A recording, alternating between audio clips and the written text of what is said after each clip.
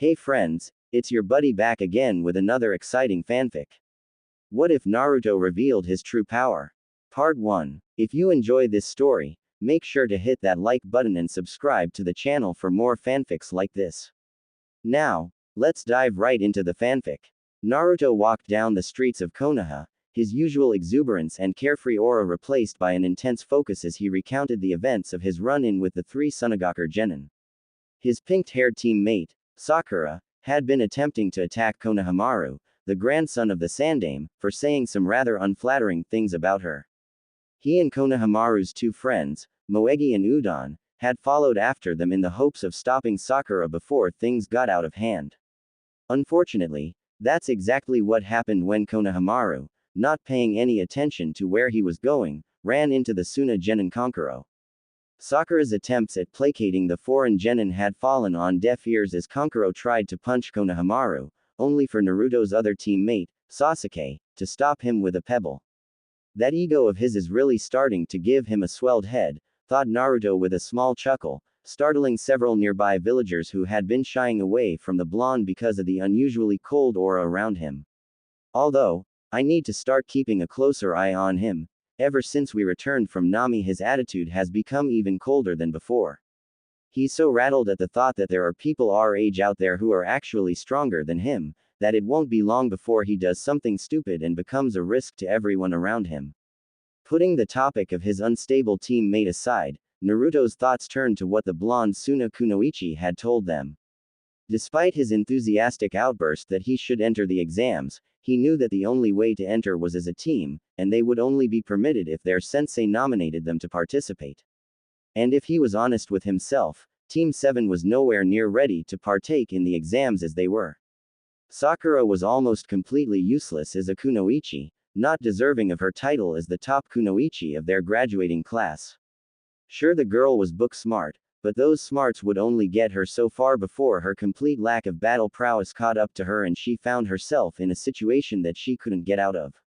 Sometimes he wondered if that was what Sakura was hoping for, that she would be some kind of damsel in distress and that Sasuke would come and save her as her knight in shining armor, not exactly the image a shinobi wants. She, along with almost every other girl in their graduating class, whether they passed or not, was nothing more than an obsessed fangirl for the king of all emos, Sasuke Uchiha. Sasuke himself wasn't any better than Sakura, and in some ways he was even worse. While the young Uchiha did indeed have a great amount of skill for their age, the fact of the matter was, like Sakura, he didn't have the proper mindset to be a shinobi. Whereas Sakura was a useless fangirl, Sasuke was an unstable, spoiled emo with both a superiority and inferiority complex. Out of the three of them, Sasuke was the least ready for the Chunin exams, at least in terms of mentality. With the number of skilled ninja that were bound to be there, their new friends from Suna included, Sasuke's ego would take a beating at the thought of so many other people being on his skill level, or possibly even higher skill levels. Combine that with his inferiority complex, and you get a mixture that our young hero would rather not dwell on. As for Naruto himself, in terms of skill, most would say that he shouldn't even be a genin because of his apparent lack of any skill besides spamming clones. His taijutsu was horrendous, with no set style at all. His genjutsu didn't even exist with his horrible chakra control, and besides his shadow clone jutsu, he had no ninjutsu at his disposal. While in terms of mental ability, it was surprising to many that he even knew how to care for himself. But that was the Naruto the public knew, the one he was more than willing to let everyone see, the one he created to protect himself. Hokage Tower Meeting Chamber. You have all been assembled for only one reason, said the Sandame Hokage to the gathered group of Junin and Chunin before him. Leaning back into his cushioned chair, the veteran shinobi looked over the assembled ninja. Most of them were wearing the dark green flak jacket that signified they were Junins, but there was a small cluster of lighter green flak jackets amongst the group, the Chunin instructors from the academy. Taking a long draw from his pipe, the aged Kage blew out a small cloud of smoke. It should be obvious by the members here.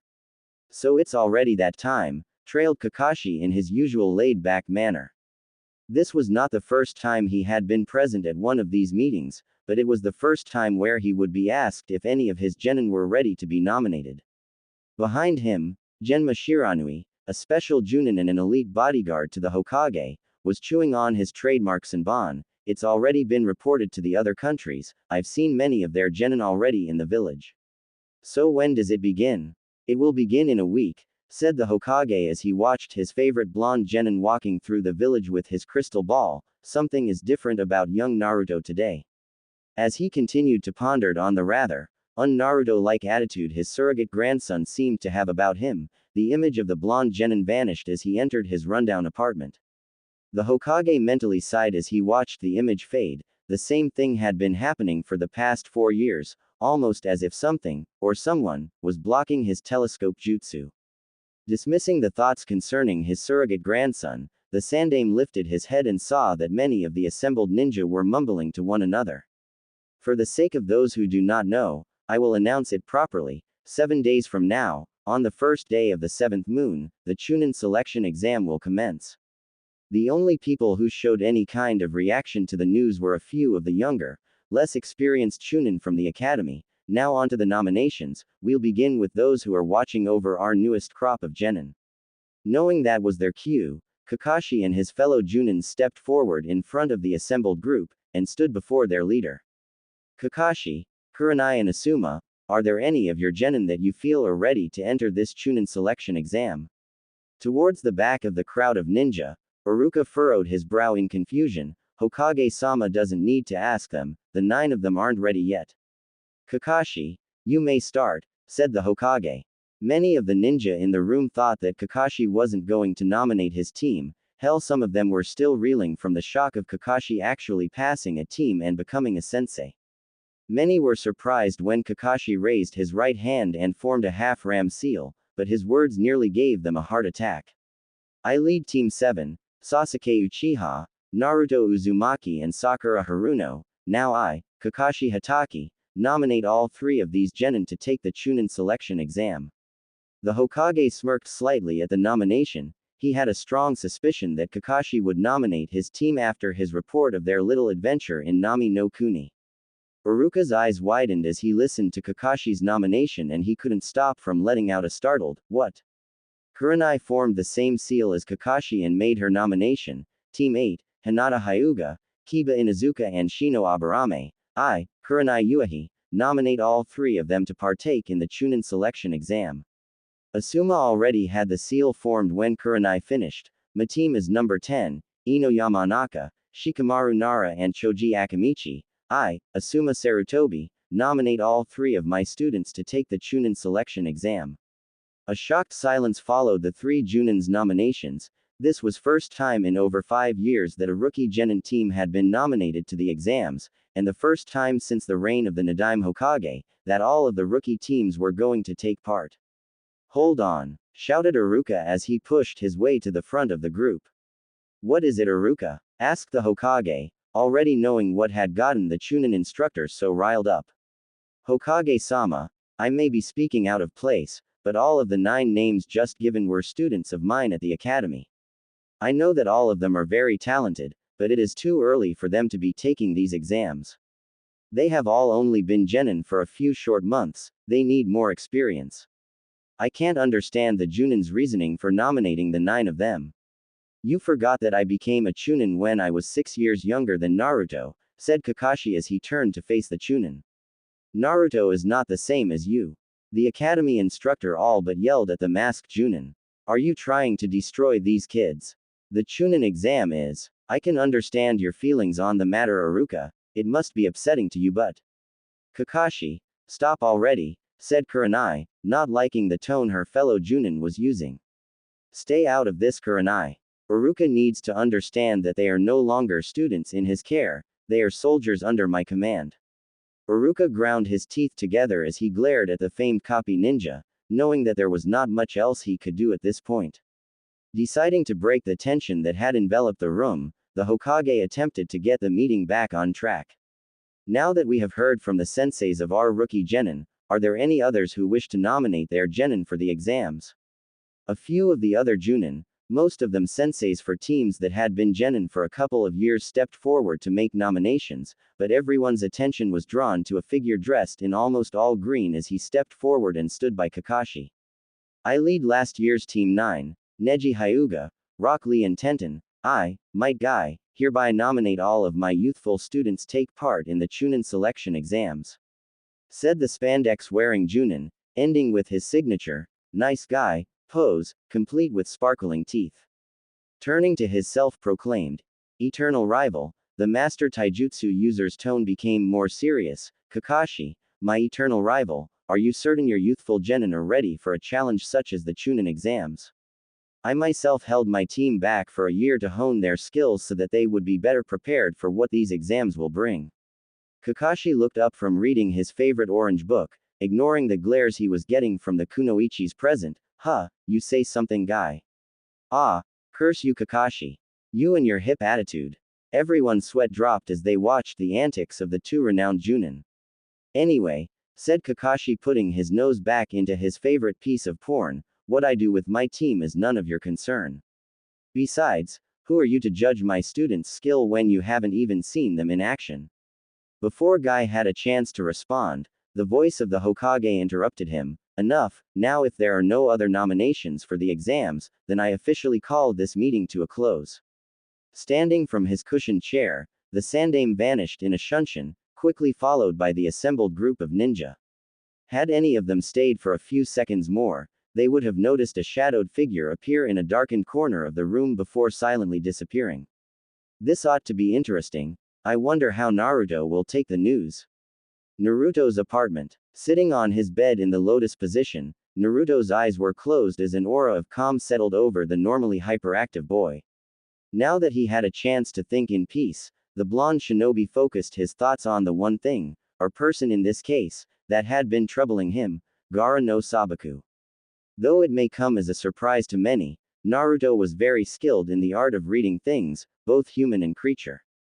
They may have only been face to face for a few short minutes, but that was all the time Naruto needed to get a good feeling for the other boy's state of mind. He knew from first-hand experience that the dark and murderous aura the boy projected was nothing more than a defense mechanism he used to protect himself. But what he was protecting himself from, Naruto did not know. That, however, was not the reason the redhead troubled Naruto so badly. What troubled him was the chakra the boy exuded. The young shinobi's chakra was thick with uncontrolled bloodlust. Despite the falseness of his aura, there was nothing false about the power and thirst for blood his chakra created. It was a feeling Naruto was all too familiar with. Being what he was, it was easy for him to identify the source of the young shinobi's power, a biju. It was the only logical explanation Naruto could think of, and one that caused a chill to run down his spine. He understood how the boy must have been treated for him to turn out the way he did, as there was a time when he had almost succumbed to the same fate.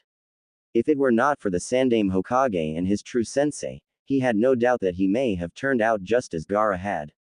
His morbid thoughts were interrupted as he felt a very familiar presence appear on the far side of his room.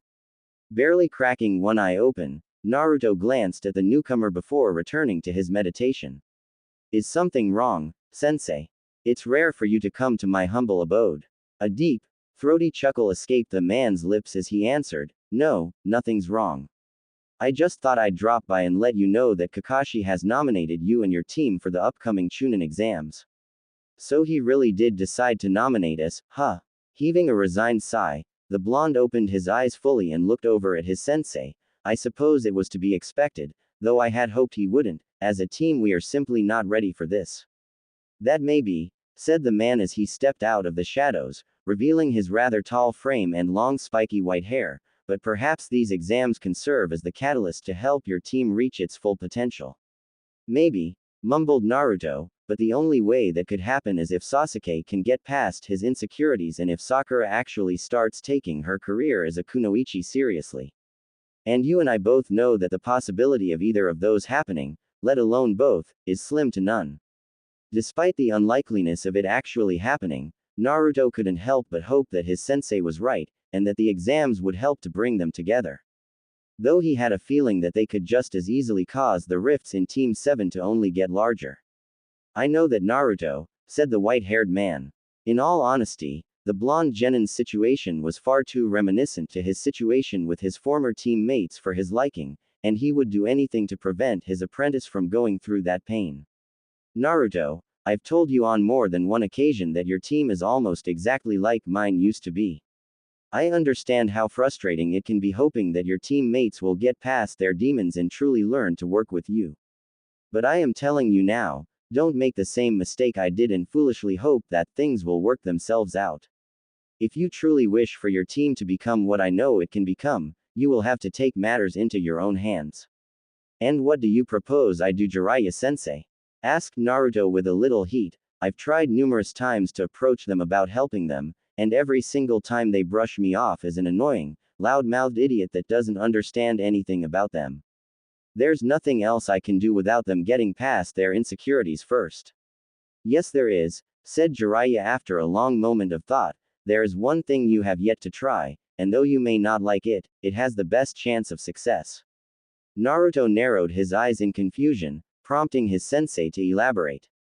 If the two of them won't listen to Naruto Uzumaki, dead last of the academy, said Blonde's eyes widened slightly as he realized where Jiraiya was going, then perhaps they will listen to Naruto Namikaze, son of the Yondaime Hokage and apprentice to Jiraiya of the Sannin.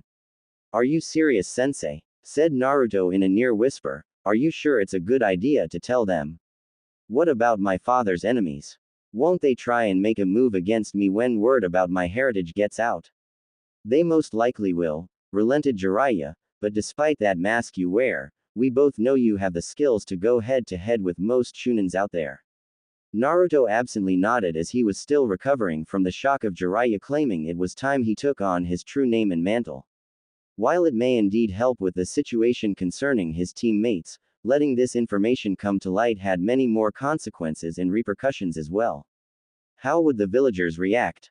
Would the revelation make even a few of them look past their hatred of him and recognize him for what he really was? Or would they deny it vehemently and hate him that much more for trying to take his father's, their hero's, name? His inner musings were stopped by a firm hand being placed on his shoulder. Looking up into the eyes of his godfather, Naruto saw that the man had a knowing smile playing across his features. I know this is a big decision for you to make, Naruto, and you're worried about the repercussions that will undoubtedly come from it. But remember, just because you're revealing this information to your team doesn't mean that you have to tell the rest of the village about it. Let this serve as the first true test to see if your team truly deserves your trust and friendship. Reveal a little of your skills to get their attention, and then tell them what you need to tell them and swear them to secrecy concerning it. We can deal with the rest of the village in due time, said Jiraiya with a reassuring squeeze to his student's shoulder. Knowing the blonde needed some time to think, Jiraiya released his shoulder and moved towards the shadows he appeared from. I'll be staying in the village for the duration of the exams and a little while afterward. If you need to talk, you know how to find me. With that parting statement, the Toad Sage walked into the shadows and vanished in a silent shunshin. Naruto closed his eyes, regaining his meditation as he mulled over what his godfather had said. The idea had merit, that he would willingly admit, but would it truly work? Could revealing who he truly was and what he was truly capable of really help to bring them together? Even if Jiraiya believed it would, as a shinobi, he had to look at all of the possibilities that could come from his decisions. While these revelations could potentially work, they could also prove disastrous. Was he willing to risk pushing Sasuke, and by extension Sakura, away even further by showing them that he was stronger than he seemed? With a soft chuckle, Naruto delved deeper into his meditation, his mind clearing as he reached his decision. One that would drastically change not only his life, but the lives of everyone he knew. Training Ground 7 the next morning. Sasuke Uchiha was annoyed. First, his attempt at learning another fire technique this morning ended in failure, and now he had the unfortunate luck of running into Sakura on his way to a team meeting and the pink-haired girl wouldn't shut up or stop asking him for dates. Thankfully, they weren't far from the training ground so he could start practicing his newest jutsu again, and Sakura would go sit on the sidelines watching him like she always did, giving him at least some peace and quiet for a few hours. That plan was put on hold as they entered the training grounds to a very unusual sight. Naruto was there, though that wasn't very unusual. The blonde shinobi was always the first one to arrive, his apartment being relatively close by. No, what was unusual was the fact that the blonde was sitting on top of the center training post in the clearing, apparently meditating. Sasuke's eyebrows rose at the sight, a clear sign that he was surprised at the behavior of the normally loud-mouthed ninja. Sakura likewise was surprised at the out-of-character behavior of her teammate.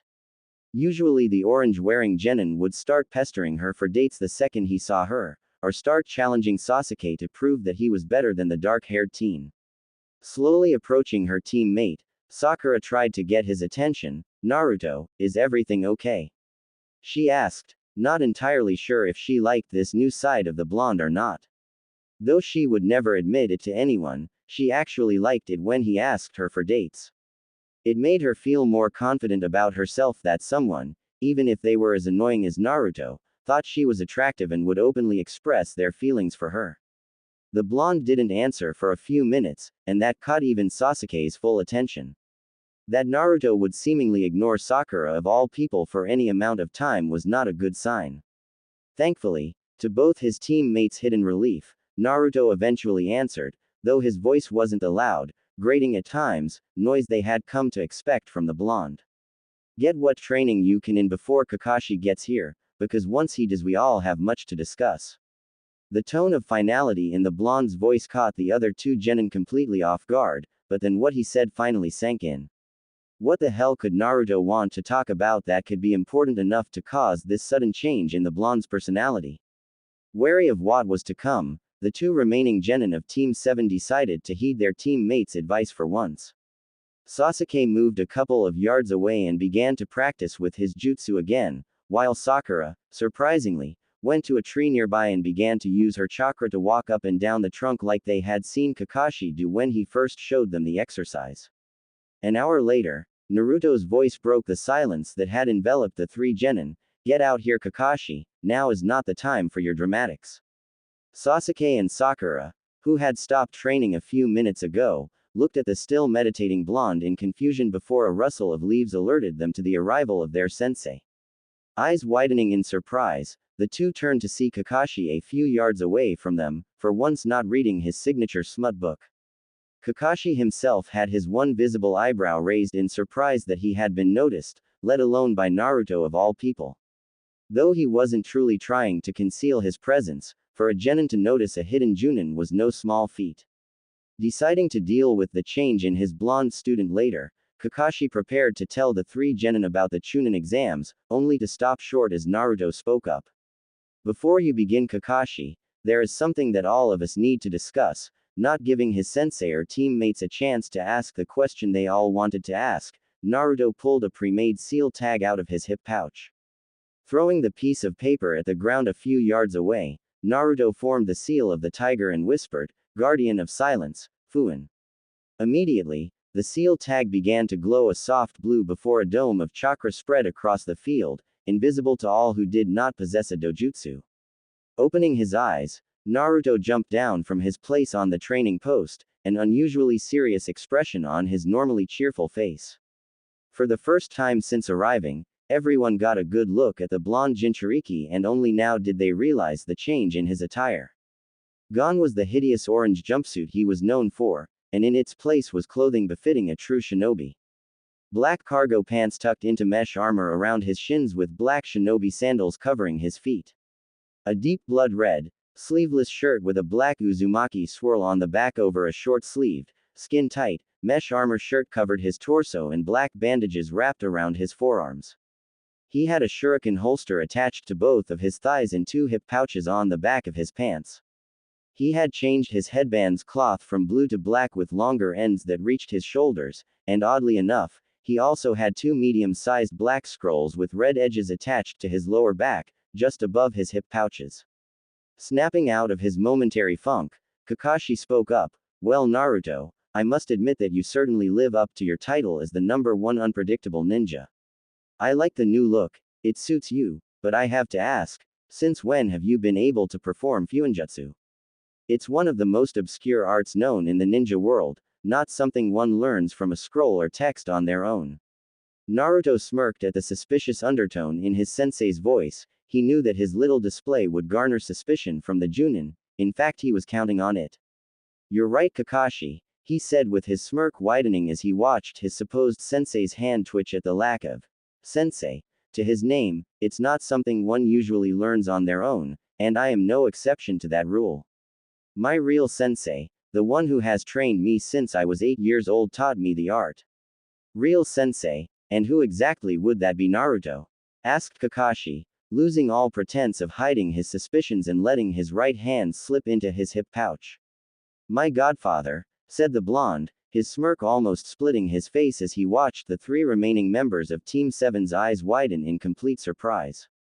Godfather? Questioned Sakura, the statement finally managing to knock her and Sasuke out of their stupors. I thought you were a clanless orphan, she asked before she remembered his reaction to people making assumptions about his life in Nami, and she covered her mouth. Knowing how he was likely to react to the question, the pink-haired girl immediately tried to apologize. Oh my god, Naruto, I'm so sorry. A dry, mirthless chuckle escaped the blonde, a sound that caused even Sasuke to shudder slightly. Don't worry about it, Sakura, it means a lot to me that you care enough to even attempt to apologize for something like that. Sakura attempted to smile at the blonde's admission, but it slipped when she realized that he hadn't said her name with the usual, chan, suffix.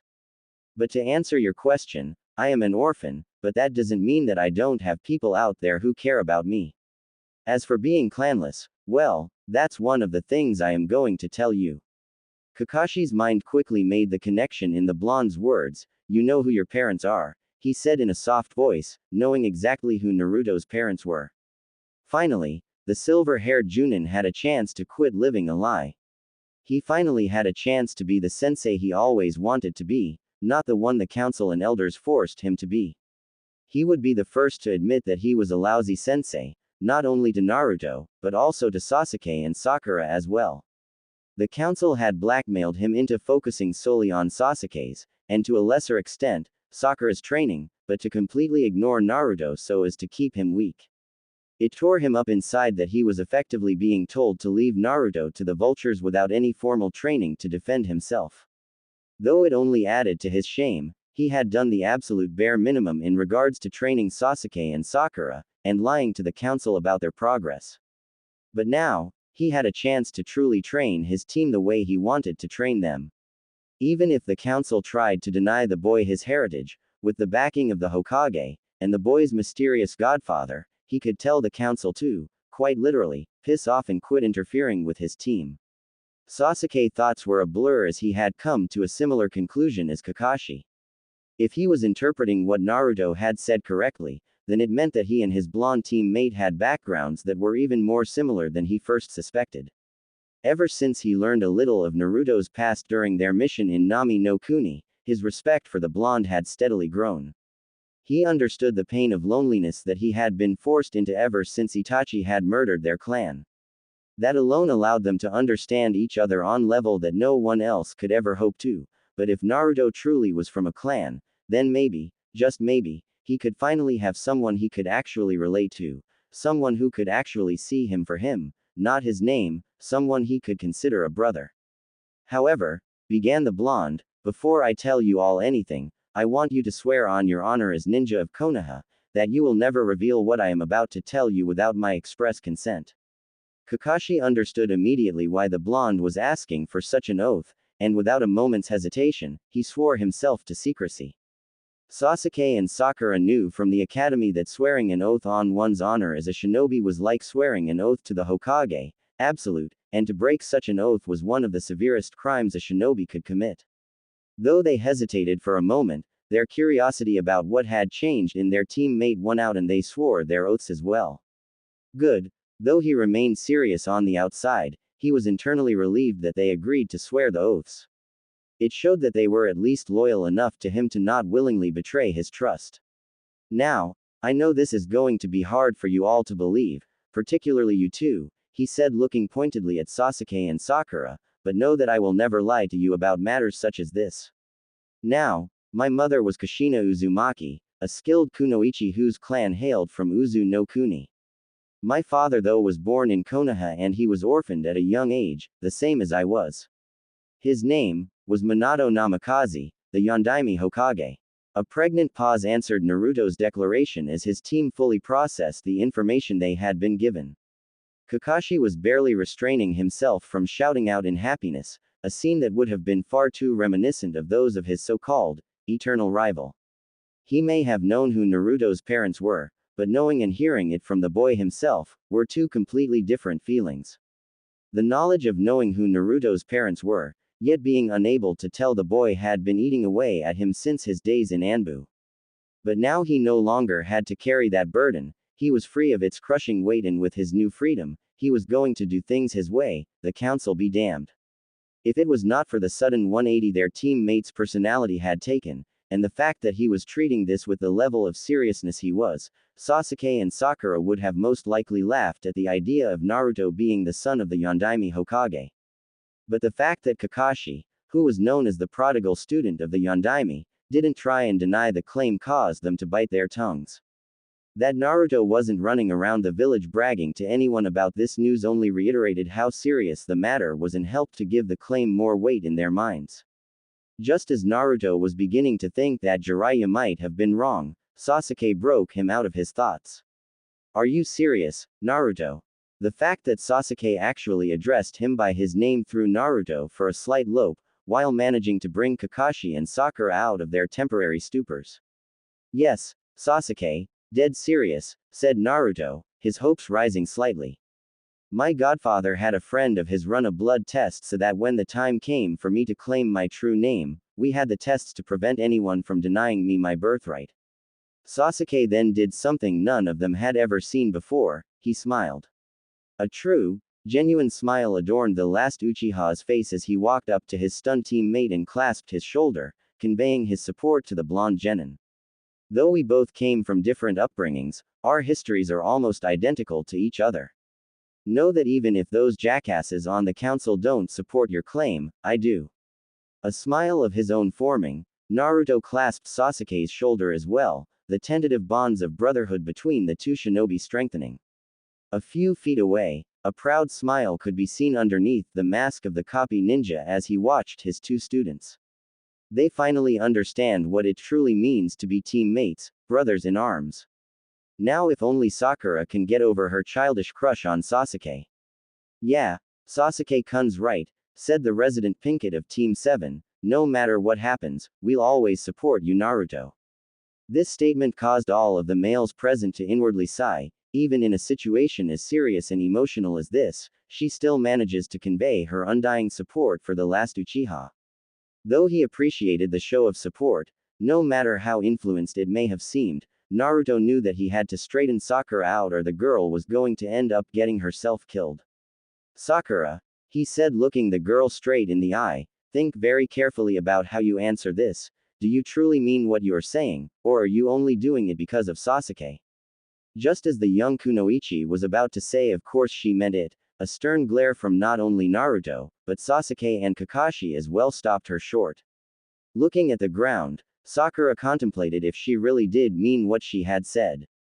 For so long she had been supporting Sasuke and his decisions, not really thinking things through on her own. So when Sasuke said he would support Naruto, her mind automatically agreed with him and said she would as well, not even considering her own feelings on the matter. But now that she truly thought about it, she did mean what she had said. She may have been annoyed by Naruto's old antics, just like everyone else in the village, but he had proven his loyalty and trust in her numerous times, the least she could do was prove that she was worthy of that trust. Looking up into the eyes of her blonde teammate, a fierce determination could be seen burning in her emerald orbs. I mean it Naruto, I will always support you, that's what teammates are for aren't they? Naruto gave a small smirk in response as he waved the last member of Team 7 over. Once she reached them, Naruto placed his other hand on Sakura's shoulder as well. Thank you Sakura, and you're right, that is what teammates are for. Gaining a small playful smile, Sakura flipped her hair a little, of course I'm right, I was the top kunoichi at the academy. Even Sasuke couldn't help but smirk at the Pinkett's comment. He could admit that when Sakura wasn't obsessing over him, she was actually a decent person to be around.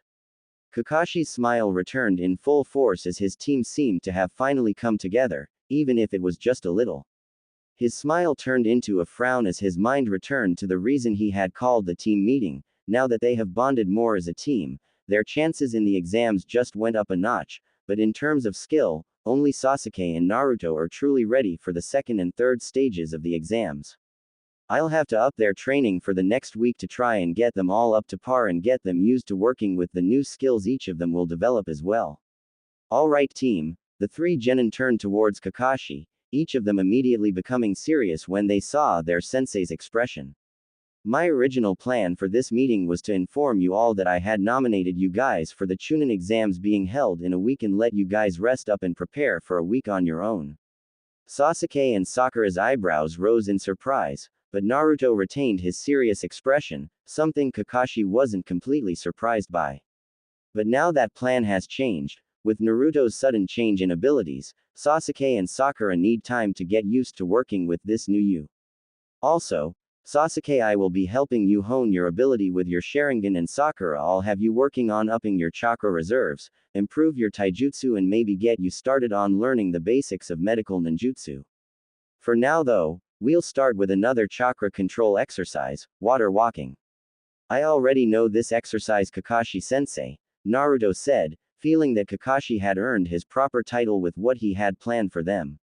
If you want, I can work with Sasuke and Sakura to get them up to speed on it while you go and get some scrolls of medical ninjutsu for Sakura and whatever other supplies you'll need to help train us. I had a feeling you would already know the exercise, Naruto, the Cycloptic Junin said. Alright, you get those two started while I fetch some supplies, I'll be back in a flash.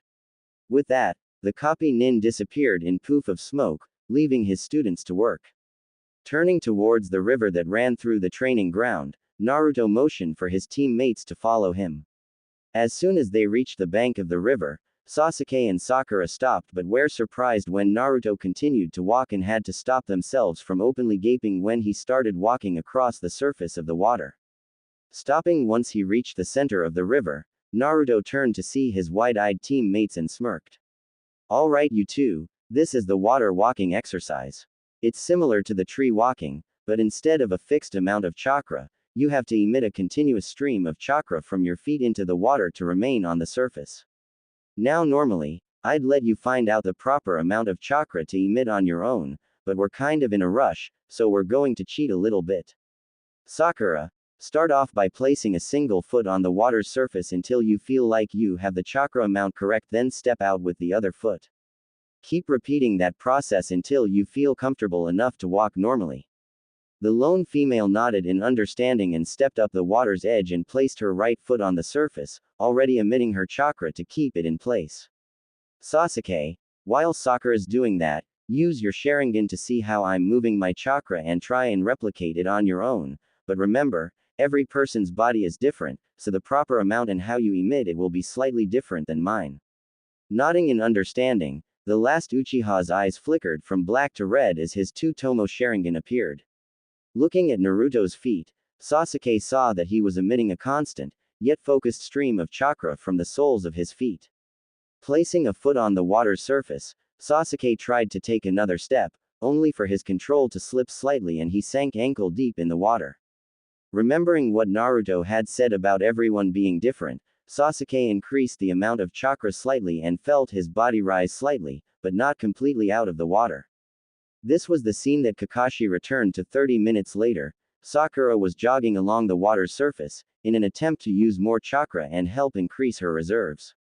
Sasuke and Naruto were having a small taijutsu bout on the river, forcing Sasuke to split his attention and helping him to get more accustomed to walking on water. That's enough for now team, come over here for a minute. The three genin walked back to their sensei and stood at attention in front of him.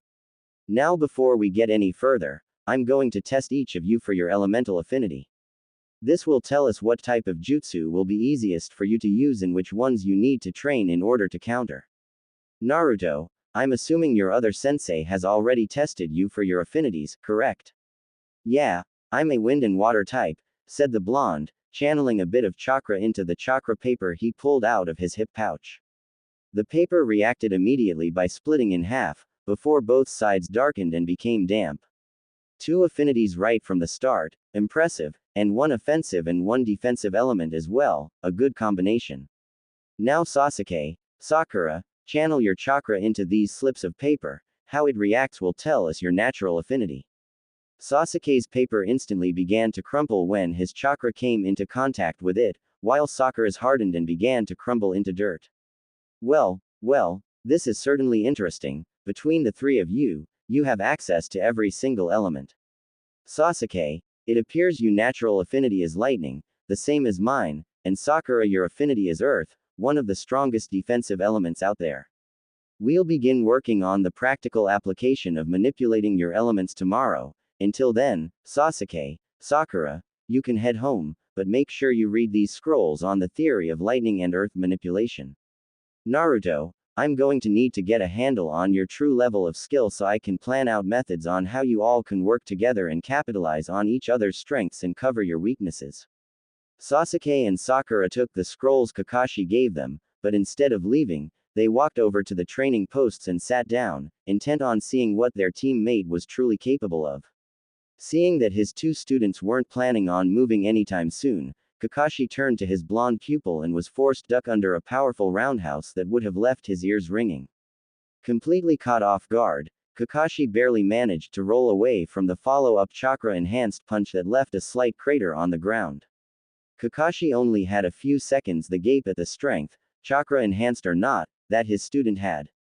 I may not know how skilled he is, but I know you would be proud of the shinobi your son is on his way to becoming Minato-sensei. He was forced out of his thoughts as Naruto threw a single shuriken at him and formed a few hand seals, causing the single shuriken to multiply into dozens.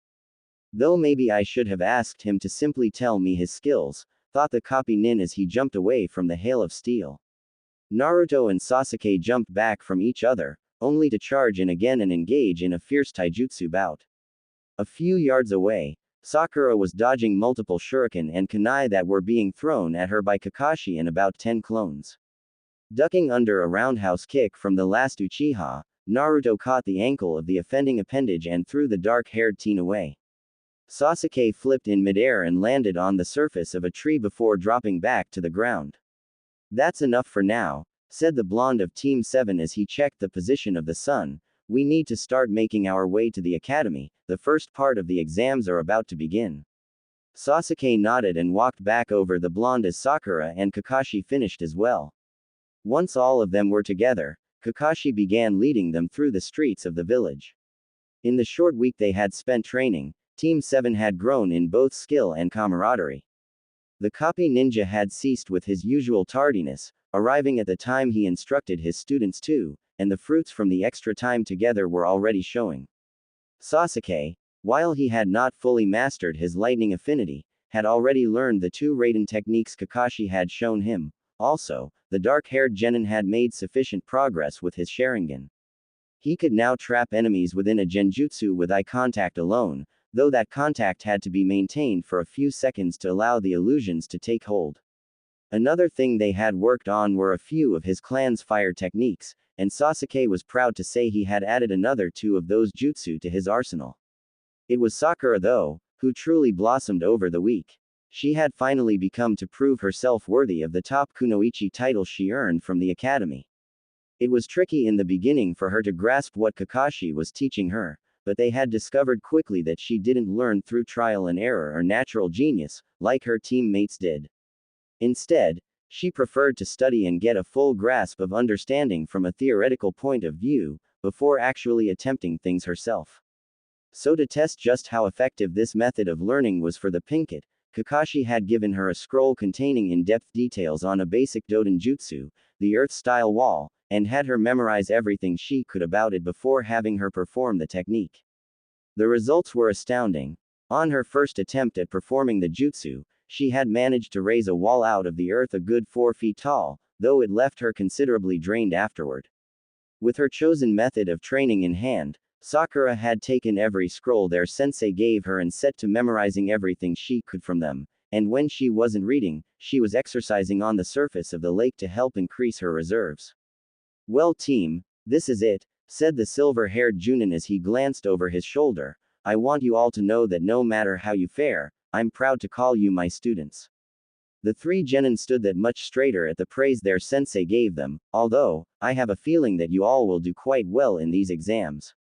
Of course we will, said Naruto. Despite having dropped the mask of the idiot, his old confidence was still present.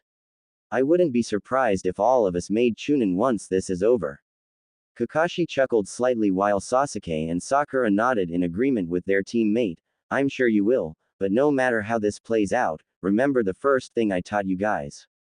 Those who ignore the rules are trash, began Sakura. But those who abandon their comrades, said Sasuke, are worse than trash, finished Naruto as the team arrived outside of the academy. Despite being the site for the first part of the Chunin exams, the field around the building was decidedly empty. Well, this is as far as I go, Kakashi said as he turned to his team and gave them an eye smile. Now show them all what Team 7 is capable of. Hi, chorused the genin as Kakashi disappeared in a cloud of smoke. Alright, time to put our plan into action. Turning to his pink-haired teammate, Naruto waved his hand to the side. Sakura, if you would do the honors. On it, she said as she formed a short chain of seals. Finishing in the ram seal, the images of the three genin shimmered slightly as the cloaking genjutsu took effect. Once the illusion had taken hold, the three looked exactly as they did before the week began, clothes and all. There, now let's just hope no one is stupid enough to try and break the illusion. Don't worry, Sakura, if they do, I'll be able to sense their chakra spike before they can finish the process. Both Sasuke and Sakura nodded at their blonde teammate's words. It had surprised them when Naruto revealed that he was a natural sensor-type shinobi, something that wasn't all that common in Konoha. Tell me again why we're hiding our true selves under a genjutsu, said Sasuke, as they made their way into the academy and started heading towards the third floor. Because Sasuke, deception is a ninja's greatest weapon, as we are now people will be more likely to underestimate us, making it that much easier for us to defeat them. I get hiding our skills and abilities, but why hide our appearances? It would be just as effective to have our enemies know to be wary us. I thought we took care of that whole, I must uphold my clan honor thing. Mused Naruto, getting a half-hearted glare from Sasuke. It's not my fault my clan is naturally battle-ready, and I am no different, said the dark-haired genin with a huff. He says that like it's supposed to be a good thing, Naruto whispered to Sakura, getting a giggle out of the pinkett and a scowl from the dark-haired teen. Keep talking, Dobie, one of these days that mouth of yours is going to get you into something you can't get out of. Yeah, whatever Tem. Alright you two, that's enough, we have an exam to take, remember? Said Sakura, using a tone one would normally use to scold children, causing the two boys to sulk slightly. Now let's go, I for one don't want to be late, she said as she walked past the two sulking shinobi and started down the hallway. Since when did she become the leader? Whispered Sasuke, causing Naruto to shrug. They both froze though as Sakura turned around and glared at the two of them. What was that, boys? Nothing. The two frightened shinobi said as they kept walking. It didn't take them long to reach the third floor, but when they did, it was to find a large crowd of genin standing in front of a door being blocked by two older genin. Hey, let us in, said a bun-haired girl as she helped who appeared to be her teammate up. Naruto raised an eyebrow and met his teammate's gaze, both of them giving a slight nod. Without so much as a look back, the three members of Team 7 moved to the other side of the hallway and continued on towards their real destination. As the three rookie genin walked off, a white-eyed genin watched with a frown on his face. So that is Team 7, thought the boy upon seeing the Uchiha fan on Sasuke's shirt. For a team that's being trained by the famous copy ninja Kakashi, they don't appear to be all that strong. It wouldn't matter anyway, fate has already determined the outcome of these exams. Turning back to his own team, he gestured for them to take another route towards the exam room. It didn't take long for the disguised Team 7 to reach the actual exam room, but once they did, they were blasted with killing intent from the hundreds of genin already in the room. Naruto and Sasuke didn't show any signs of being affected by the mass amounts of killing intent, Naruto because part of his training with Jiraiya was to increase his tolerance to the feeling, and Sasuke because of his pride, though he shivered slightly on the inside. Sakura, however, began to shake a little bit, not having much experience fighting off the feeling. A reassuring glance from her blonde teammate eased her nerves and helped her to get a hold of herself again. The team was just about to move to an unoccupied corner when a very loud squeal sounded behind them. Before any of them had a chance to blink, a blonde blur collided with Sasuke's back, nearly knocking him to the ground. "Oh Sasuke-kun, I've been waiting for you to show up," gushed Ino as she rubbed her cheek against Sasuke's, much to the Uchiha's dismay.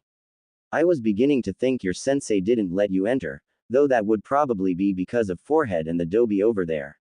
Sakura bristled at the insult to her skills as a kunoichi, but surprisingly, she wasn't that bothered about Ino rubbing up against Sasuke, though that irked her in different way than it had before. "Wow, I guess those sessions with Anko had more of an impact than I first thought.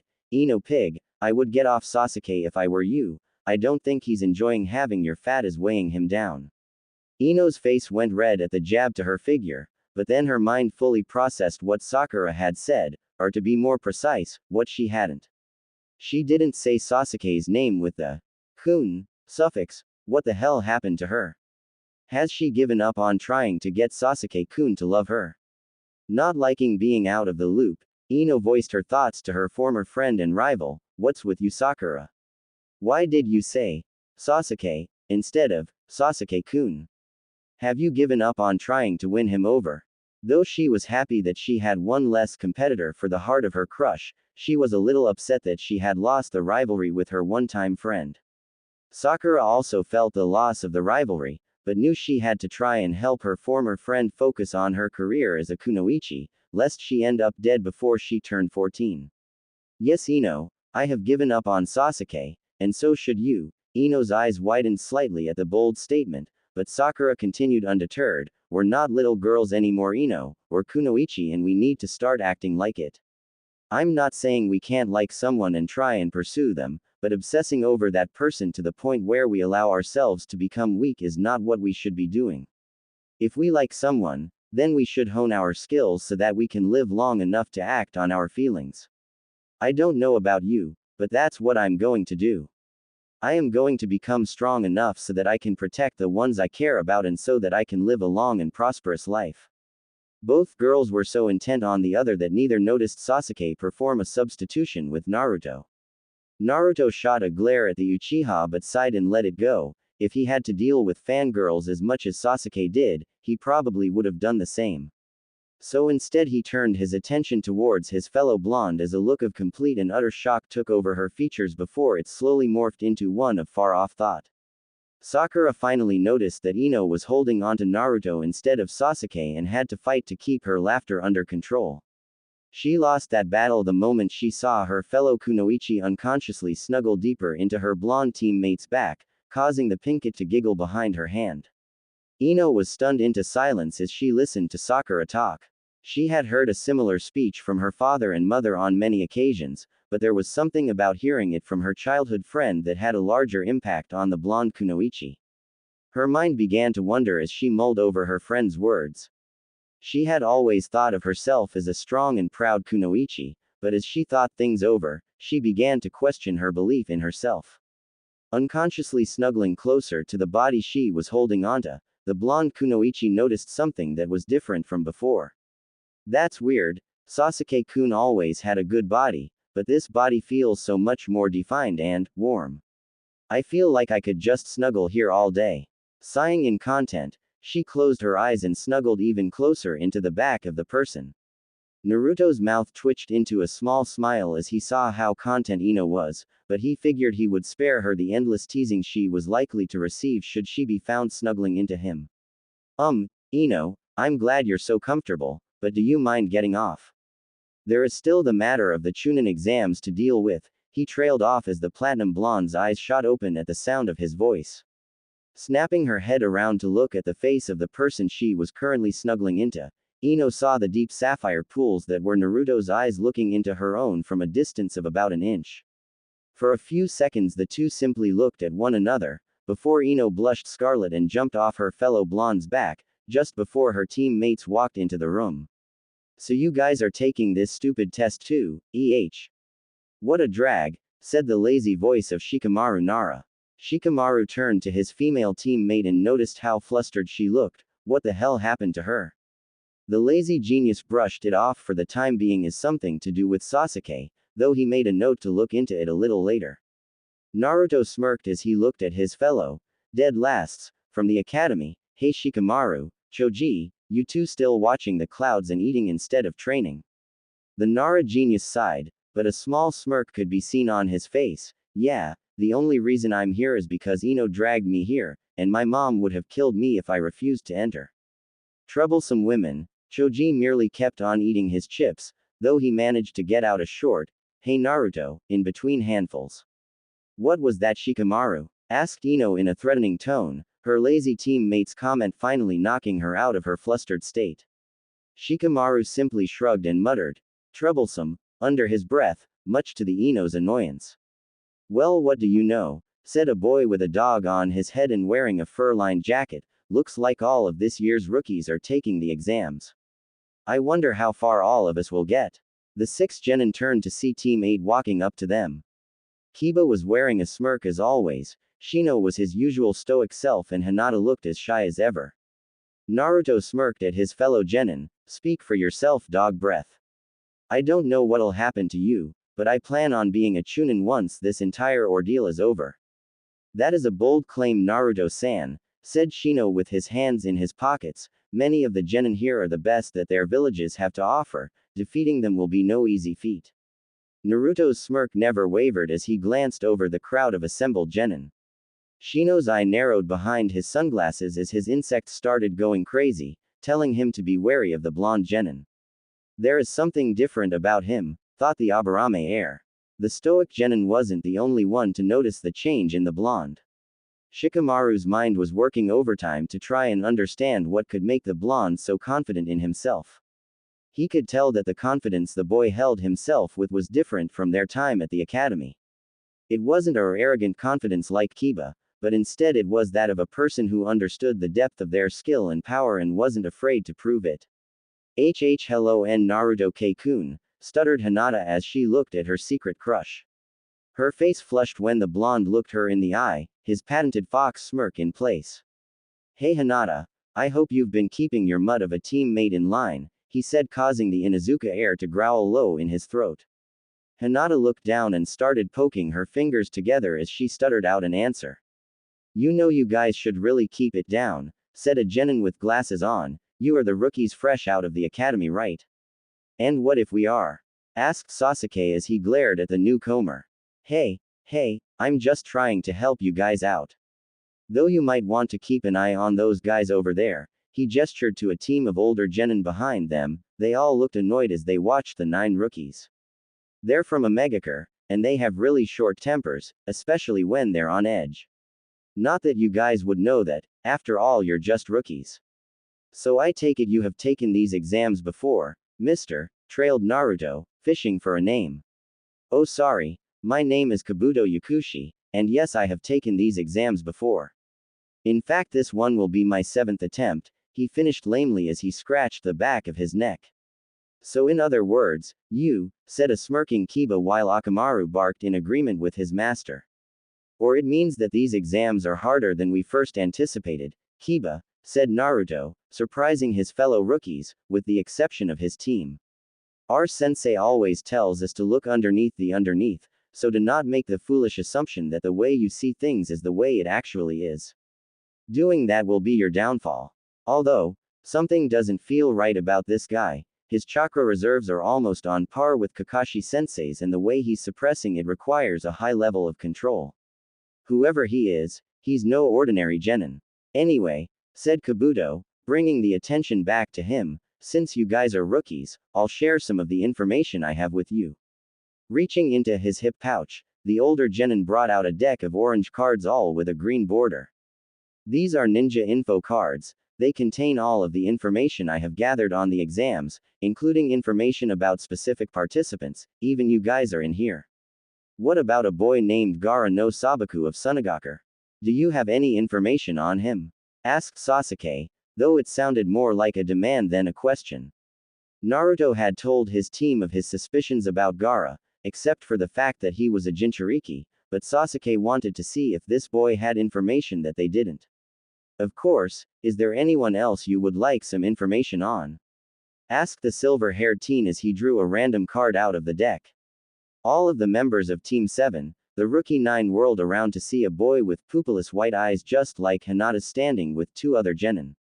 The girl was wearing a pink Chinese-style shirt and dark green pants with her hair up in two buns. The other boy was wearing a full-body green spandex suit with orange leg warmers and his red headband around his waist like a belt. The members of Team 8 and Team 10 each wondered why the boy would want information on Team 7, while the aforementioned team narrowed their eyes at the boy. Before any of them had a chance to voice their curiosity, Kabuto had already drawn the 3 extra cards and placed them next to the card that held Gaara's information. Well then, let's begin with Gaara no Sabaku. The 12 assembled genin turned towards the kneeling genin and watched as he spun the card with his finger before a small poof of smoke covered the card. The smoke cleared to reveal a picture of a red-haired teen with lifeless sea foam green eyes and the kanji for love tattooed on his forehead. Let's see. His mission history is a little vague, but it seems that he has completed 8 C-rank missions and, whoa, a B-rank mission as a genin, very impressive.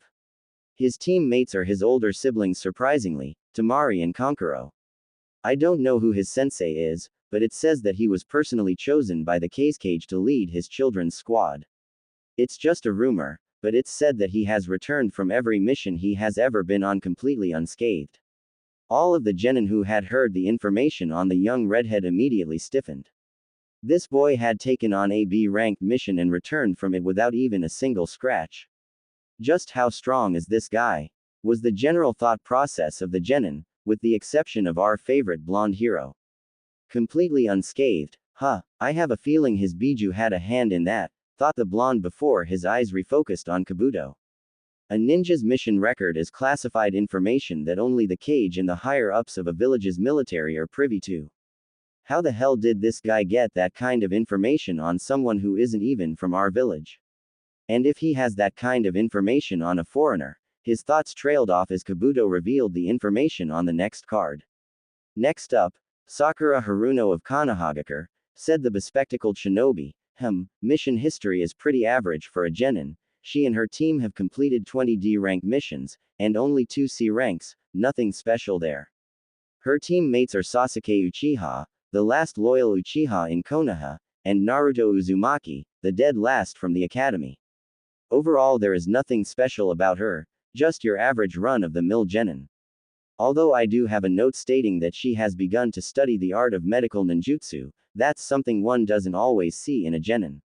Sakura's eyes narrowed at the silver-haired genin. How the hell does he know I've been studying to become a medic nin?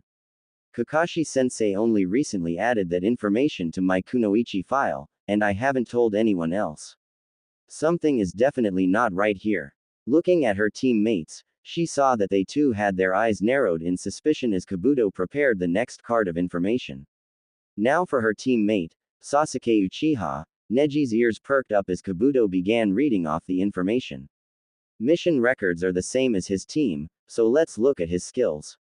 He is proficient in the use of his clan's personal taijutsu style. His skills in genjutsu could use some work, but his proficiency with Kaden techniques is well above average, as to be expected of an Uchiha. Well, this is interesting. It seems that he also has the older genin was cut off as a spike of killing intent came from the last Uchiha. Using the distraction his teammate provided, Naruto swiped Kabuto's entire deck of cards, as well as the ones he had set on the floor. Slipping the deck into his hip pouch, Naruto planned on sending the cards to the Hokage as evidence against the elder genin, but only after making a complete set of copies for himself and his team. Sasuke and Sakura had seen what Naruto had done and smirked themselves. The information on those cards could prove to be invaluable during the exams, and they didn't plan on letting them go to waste. A spike of chakra from the front of the room caught Naruto's attention as he turned just in time to see a large cloud of smoke appear. "Alright, you bitches and bastards, shut up and pay attention," shouted a deep voice from inside the cloud of smoke. Many of the participants jumped in surprise at the sound of the voice, but a small handful retained their composure.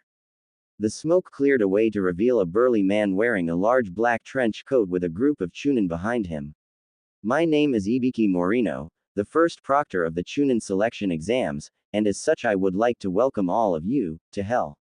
Naruto smirked as he watched almost every single genin shiver in fear of the scarred Chunin. "So Ibiki the mind sadist is our proctor, huh? This exam just got a whole lot more challenging." Glancing over at Sasuke and Sakura, he saw that while they didn't show any outward signs of being intimidated, their body language spoke otherwise. Guys, he whispered so that only they could hear, don't let him get to you. Ibiki is the head of the torture and interrogation division. He specializes in psychological warfare to extract information from people. So long as you keep your cool and retain a level head, you shouldn't fall for his tricks as easily as others, but you still need to keep your wits about you. He is known as the mind sadist for a reason. The two genin of Team 7 nodded in understanding with their teammates' assessment of things. Everyone's attention was brought back to the burly Junin as he began barking out orders. Now everyone is to come forward to receive a number. That number will represent where you will sit for the written exam. Now move it. I'm a busy man and I don't have time to deal with pathetic wannabe ninja. The second the man finished, all of the genin were pretty much tripping over one another in order to get a number and avoid pissing the man off any more than he already was. It only took a few minutes before everyone was assigned a number and had taken their respective seats for the written exam. All of the members of the soon-to-be dubbed Konoha 12 feet were scattered throughout the rows of desks, with Naruto and Hinata being the only ones next to each other. Ibiki stood at the front of the room as the Chunin sentinels finished passing out the written exams.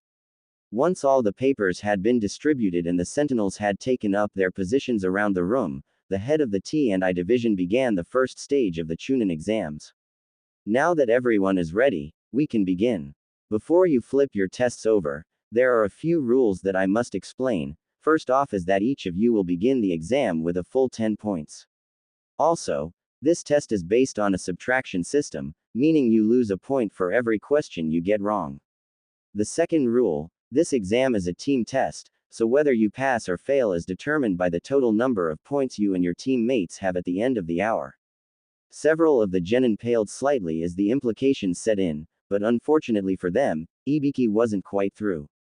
The third and possibly the most important rule, should any of you worthless maggots be caught cheating by the sentinels, you will have 2 points automatically deducted from their score. Now if everyone is ready, you may begin the exam. The sound of shuffling paper filled the room as the rattled genin turned over their tests, only for many of them to panic as they noticed the difficulty of the questions.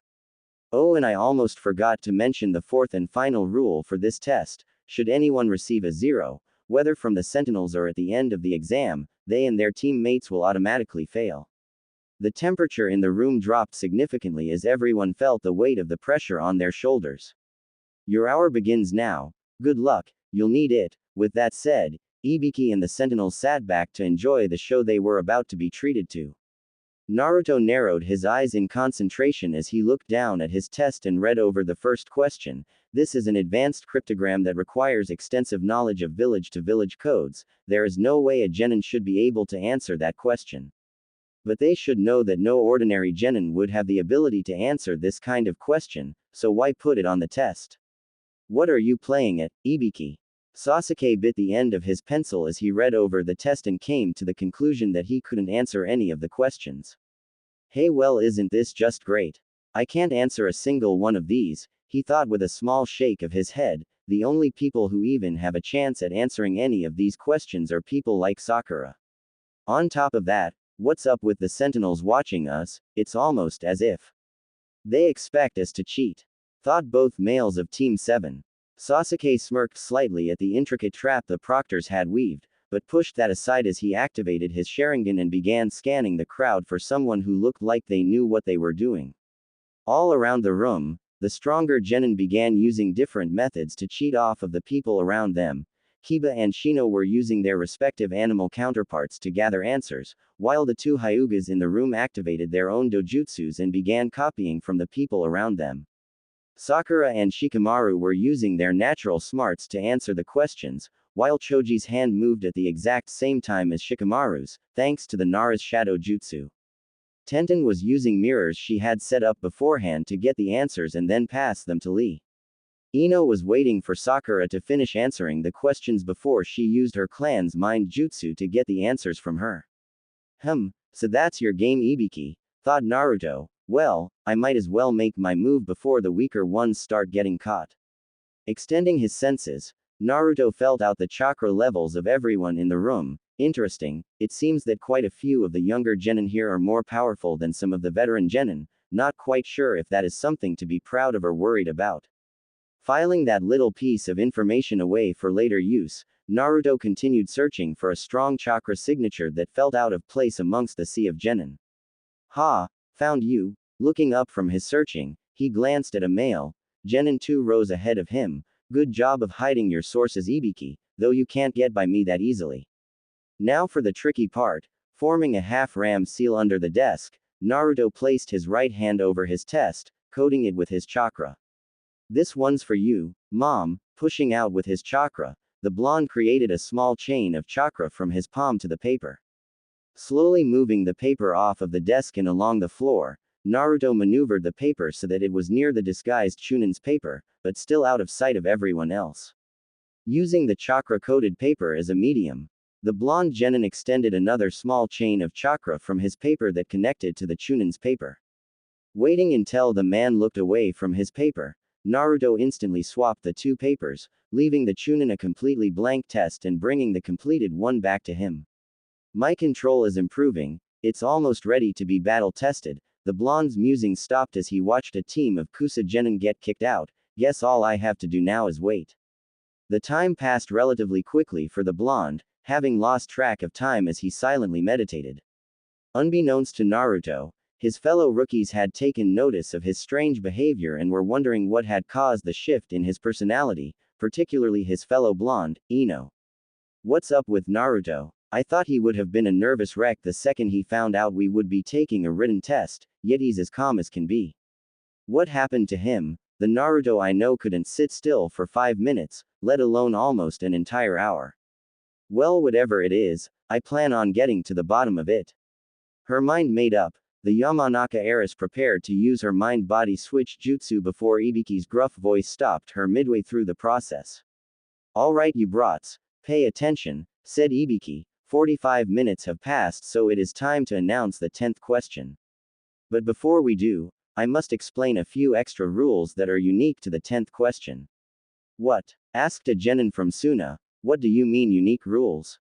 I mean that these rules are the ones of desperation, he said with a dark chuckle. Now, the first rule, you must choose whether or not you wish to take the 10th question. Choose, shouted Tamari from the edge of the room. So what happens if we choose not to take the question? What happens then? Ibiki began to chuckle in the back of his throat, a sound that made the genin think they were in the presence of a demon. What happens then? Should you choose not to take the 10th question, your score will be reduced to 0 and you and your team will fail. What? What kind of bullshit is this?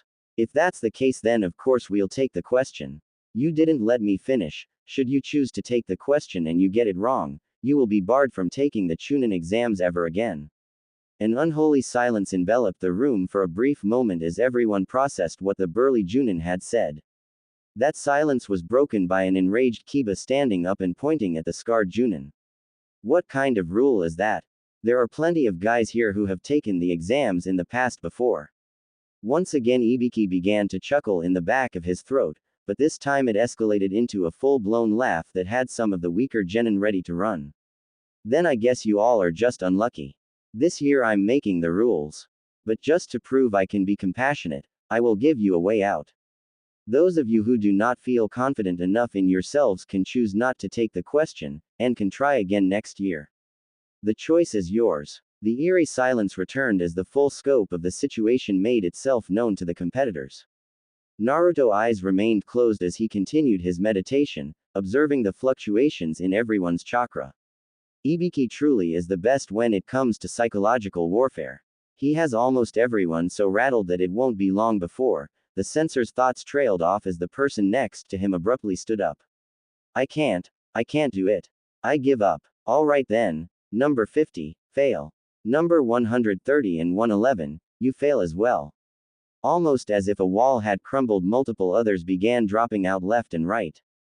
Throughout it all, Naruto remained silent, observing all the remaining chakra signatures, waiting for someone else to quit as well. His eyes snapped open when he felt the chakra on his right fluctuate. Poor Hinata, she was always a fragile girl, so this kind of mind attack is even harder on her. She's trying to remain brave for her teammates, but the pressure is starting to affect her. Looks like she needs a little boost to make it through this. Calling on the traces of his old personality still in his system, Naruto drew a kunai from his pouch and launched it at the Junin, slicing the collar of his jacket. The remaining genin and sentinels looked on in shock as the rookie genin stood off against the seasoned Junin. Something you wish to say?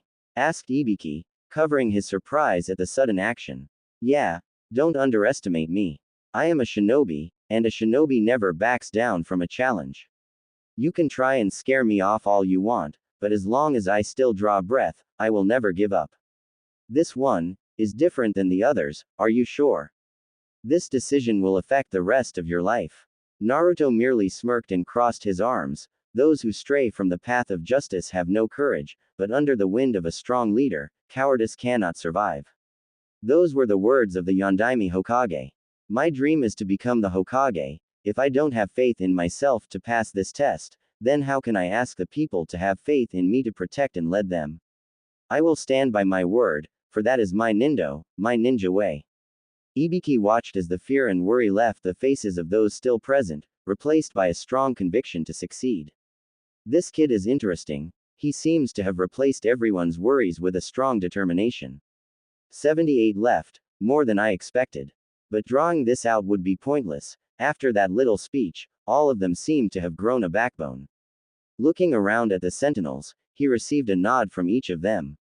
Nodding himself, he looked back over the assembled genin before his eyes fell on the figure of Naruto once more. His eyes widened slightly as he gazed at the two specters overlapping the boy's frame. This boy, he has the same power as those two once did. I look forward to seeing where his future leads. Very well, if all of you are so set on accepting the question, then there is only one thing left to say. To the surprise of the genin present, the scowl that had adorned the man's face ever since his arrival vanished and was replaced by a proud smirk. Congratulations on passing the first stage of the Chunin selection exams. Wait a second, what about the 10th question? Asked Sakura, voicing the question everyone wanted an answer to. There never was a 10th question. Or perhaps you could consider your decision to stay the correct answer to the question. Hold on, so what about the other 9 questions? Were they pointless? Shouted Tamari. You're wrong. The first 9 questions did indeed have a purpose. One that they served quite well. Ibiki paused as he reached up and slowly untied his bandana. They were designed to test your abilities to gather information in an unknown and hostile environment. But just to give you a fighting chance, we had a few Chunin sit in with you to provide a source to cheat off of. But those who cheated poorly, failed because in the shinobi world, there are times when information is more important than life. Removing his bandana, everyone was treated to the sight of multiple scars and puncture wounds scattered across the surface of Ibiki's skull, and during missions and on the battlefield, people risked their very lives to acquire it. Readying his bandana back to his head, Ibiki looked out over the genin one last time. The first stage of the exams is over. I wish you all luck in the coming stages. No sooner had the words left his mouth than did a black ball crash through the window. Not this again, thought Ibiki as the ball unfurled to reveal a banner with a woman standing in front of it. All right, you brats, listen up. This is no time to be celebrating. I am the proctor for the second exam, Anko Mitarashi. Now follow me to the site of the second exam. Let's go. Silence answered the strange kunoichi who had the decency to blush at the awkward atmosphere she had caused. You're early, Anko, again, said the scarred Junin as he stepped out from behind the banner. Anko's blush deepened slightly at her partner's words, but that was soon replaced by a look of confusion as she counted the number of remaining genin. What the hell, Ibiki? You let 26 teams pass the exam. I knew this year's first exam was going to be easier, but still, said the exasperated woman as she half-heartedly glared at her partner. Or perhaps we just have a good crop of outstanding genin this year. I'd be worried if I were you, Anko. Your record may be broken this year. Yeah, right. Like that'll happen, said Anko with a dismissive wave of her hand. Anyway, I hope you brats are ready, because the second stage of the Chunin exams begins in exactly half an hour. You have until then to make it to training ground 44. If you don't make it on time, you automatically fail. Get moving, she shouted before disappearing in a swirl of leaves. leaving behind the genin to run over each other as they tried to get out the door and find the training ground. Team 7, however, was frozen in place. They had been ever since Anko's arrival. Each of them had a single thought running through their heads: of all the people that could have been put in charge of the exam, why the hell did it have to be her? Question mark single quote. The memory of the first time the three genin had been introduced to Anko was still fresh in their minds, as were the nightmares they had about her helping them train for the exams. This is so not going to end well, they all thought before they resigned themselves to their fate and left the room, praying to Kami that they lived through whatever Anko had planned for the second exam. Forest of Death. 30 minutes later. Team 7 stood at the front of the remaining Chunin hopefuls as they awaited Anko to begin explaining the second stage. The thought that the Hokage had appointed Anko of all people to proctor the exam didn't sit well with them. Kakashi had introduced them to the snake user during their week of training, and to put it frankly, it was hell on earth. Normally someone who was supposed to proctor an exam wasn't supposed to help train any genin for fear of them giving up information or showing favoritism, but Anko, in her own words, said she really didn't give a shit what a group of people who couldn't shit right without help said. So she assisted in their training for a few days. She didn't really teach them any techniques or skills per se, she mainly worked with Sakura, helping, or forcing, the girl to get over her fangirl crush on Sasuke and focus more on her ninja training. When Naruto and Sasuke had found out that Anko had succeeded, they had both been immensely relieved. Naruto because now they could truly become a team, and Sasuke because he had one less fangirl to deal with, though it didn't make up for the hundreds still out there. Anko checked the sun and saw that her 30-minute time frame had come and gone. Right then, first let me be the first to welcome you brats to Training Ground 44, or as I like to call it, the Forest of Death. Smirking at the frightened expressions of some of the genin, the special Junin opened her jacket slightly, much to the enjoyment of the males, and pulled out a stack of papers. Now, unlike my colleague's test, this one will involve killing. So before I tell you what the exam is, you need to sign these waiver forms. It simply means that I can't be held responsible in the event of your death, nothing too important. The members of Team 7 all gave a collective sweat drop at the women's attitude towards killing and death. I kind of hope this is mostly an act for the exams, like Ibiki, cause if not, Naruto didn't even want to finish that thought. Shortly after, every genin had a form and Anko again opened her jacket a little more, once again to the pleasure of the males. This time she pulled out two scrolls, one black, and the other white.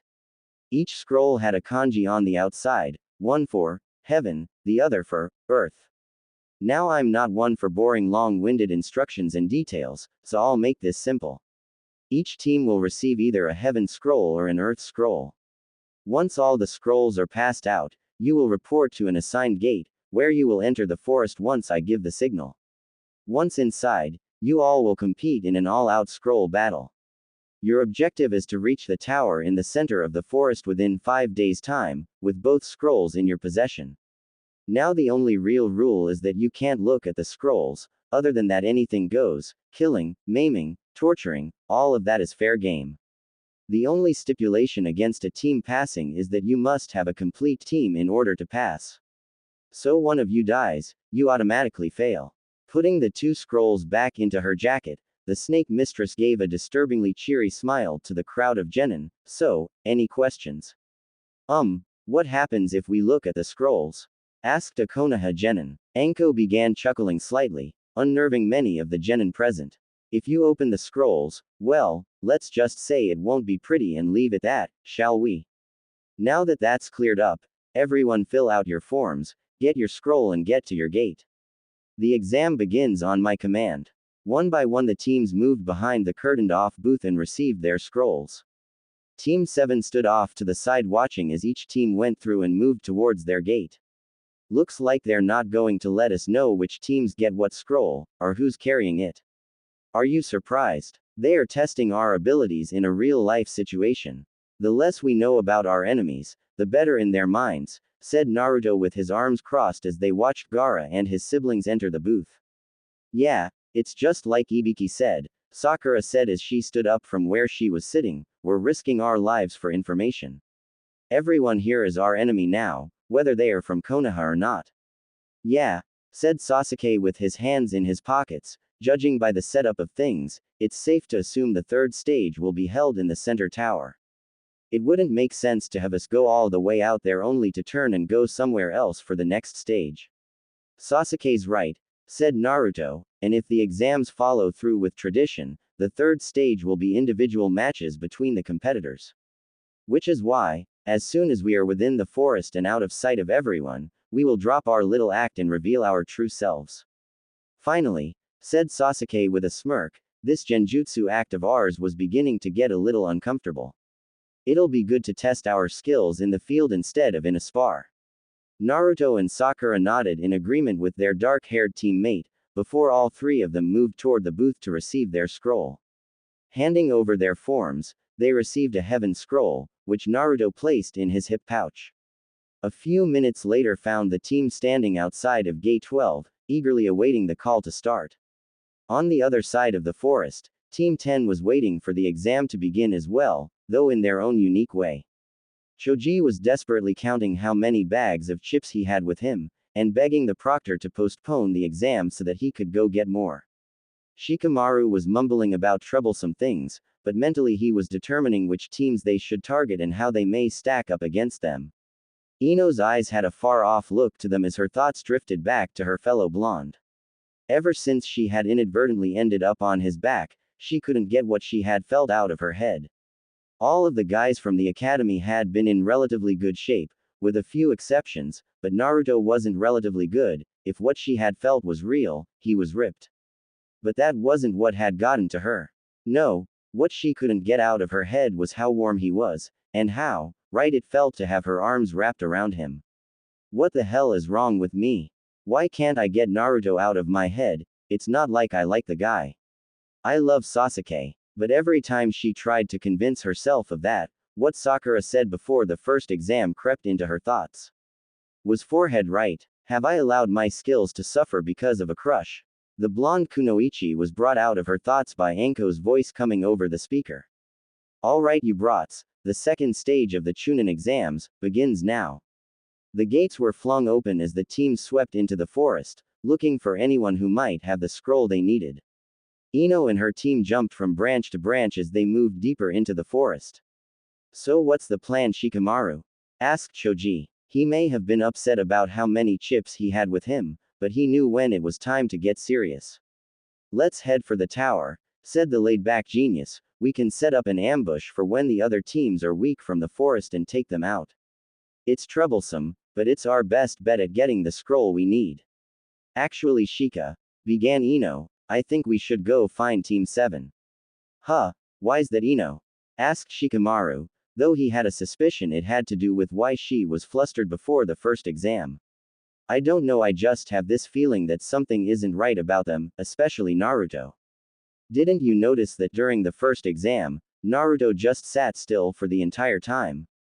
He didn't look even the slightest bit nervous, even though he was the dead last at the academy. Yeah, I did notice that. Something is up with him, Sasuke and Sakura, and I want to know what. Alright, we'll look for Team 7, if we're wrong then at the least we'll have a chance to snatch their scroll. Ino and Choji nodded in agreement with the genius and the three changed direction in search of the enigma that was Team 7. Naruto, Sasuke and Sakura were jumping through the dense foliage of the forest, moving faster than the average genin team should be able to. It was an hour after the exam had begun and so far the only enemies they had come across was a lone aim nin who tried to capture Naruto and infiltrate the team. That had failed spectacularly thanks to Naruto sensing the ninja before he even had a chance to prepare. Guys, there's a clearing up ahead, we'll stop and plan our next move there, said Naruto as he jumped down into the clearing, his teammates close behind. This should be far enough. Sakura, go ahead and drop the genjutsu. The nearest person is over 100 yards away. Nodding in acknowledgement, Sakura formed the ram seal and disrupted her chakra flow, Kai. The air around the team shimmered slightly as the cloaking genjutsu faded, revealing Team 7 for whom they really were. Naruto was wearing the same outfit he had when he removed his mask of an idiot, but Sasuke and Sakura's clothes of choice had changed during their week of training. Sasuke had replaced the traditional Uchiha clan clothing for a black, one-piece version of the clothing, with the Uchiha crest emblazoned across the back. His left hand was wrapped in bandages with numerous dark blue arm belts adorning it. He also had similar belts wrapped around both of his legs. Sakura now wore a modified version of her usual kipao dress. She had on a red top with a white circle design on the back, along with black, skin-tight shorts. She had a gray skirt over the shorts with shin-high boots with a slight heel replacing the standard blue shinobi sandals. A pair of elbow-length black gloves with the symbol of the medical corps on them covered her hands. She had followed in Naruto's footsteps and replaced her usual blue headband cloth with a red one that complemented her hair. Before the three genin had a chance to plan, Naruto's eyes widened as he sensed a massive chakra signature heading for them, fast. We're about to have company. But there is no way this guy is a genin, he has as much chakra as the Hokage. Sasuke and Sakura stiffened at this. If someone with that kind of power was looking for them, then they were in trouble.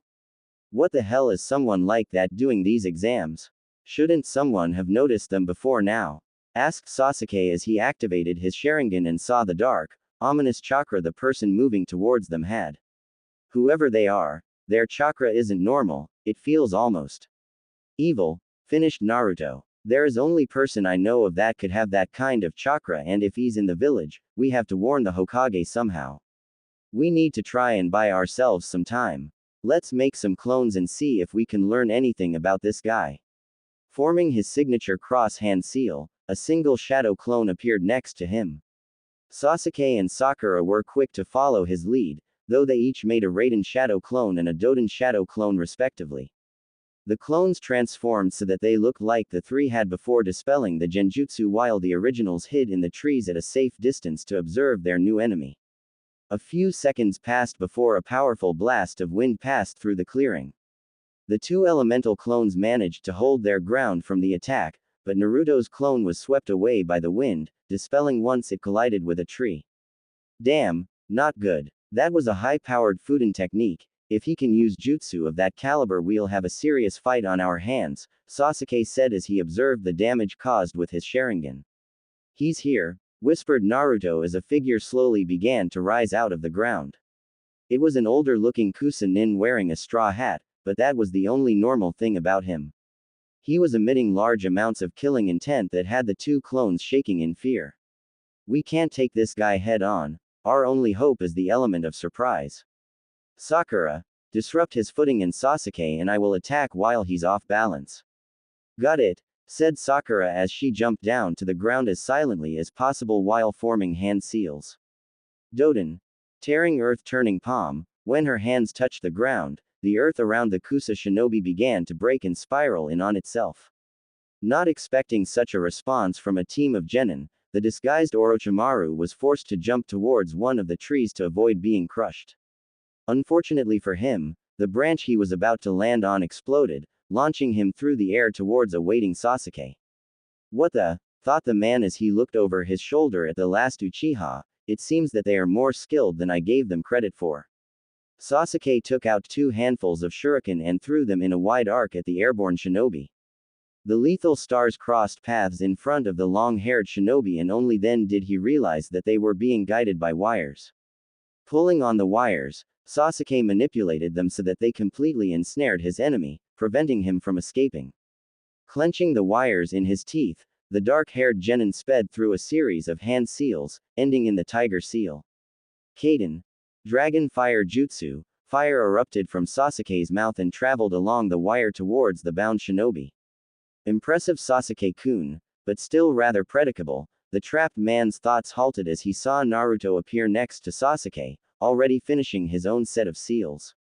Fuden stream, Naruto exhaled a concentrated blast of wind from his mouth that easily caught up to the flames and more than tripled their speed and intensity. The two boys waited in anticipation as the flames consumed their target. They knew that it wouldn't be that easy to defeat someone with so much power, and so were already preparing for the counter they knew was coming. A massive spike of chakra emanated from the flames, dispersing them and revealing the charred body of the Kusa ninja. The man began chuckling as his body seemed to just slither out of the wire binding him. In a blur of speed that even Sasuke's Sharingan couldn't follow, the man appeared across from the two boys on the branch. Whirling around to face their opponent, Naruto and Sasuke saw that part of the man's face seemed to have simply melted off, revealing pale white skin with a yellow snake-like eye.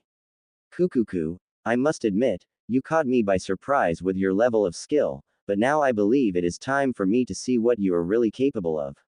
Come Sasuke-kun, Naruto-kun, entertain me, he said, his voice becoming an excited cackle at the end. The two boys shivered at the man's insane tone but knew they didn't have much of a choice. They each fell into their respective taijutsu stances and charged the man, Sasuke going for a low sweep while Naruto spun to deliver a roundhouse kick to the man's head. All the while, the partially revealed Orochimaru merely smirked, not bothering with defending himself. However, just before the two kicks were about to connect, his hands blurred and he let loose a strong wind that blew the two genin off of the branch they were standing on. Smirking to himself, Orochimaru walked towards where the two had fallen, only to receive a chakra-enhanced punch to the face from Sakura. This strength, it's almost comparable to Tsunade's when she first began developing her super strength. Thought the rogue Sannin as he got up from where he had landed, only to see that the genin had regrouped. That girl, she has more potential than Tsunade did at her age, but even more worrisome is their teamwork.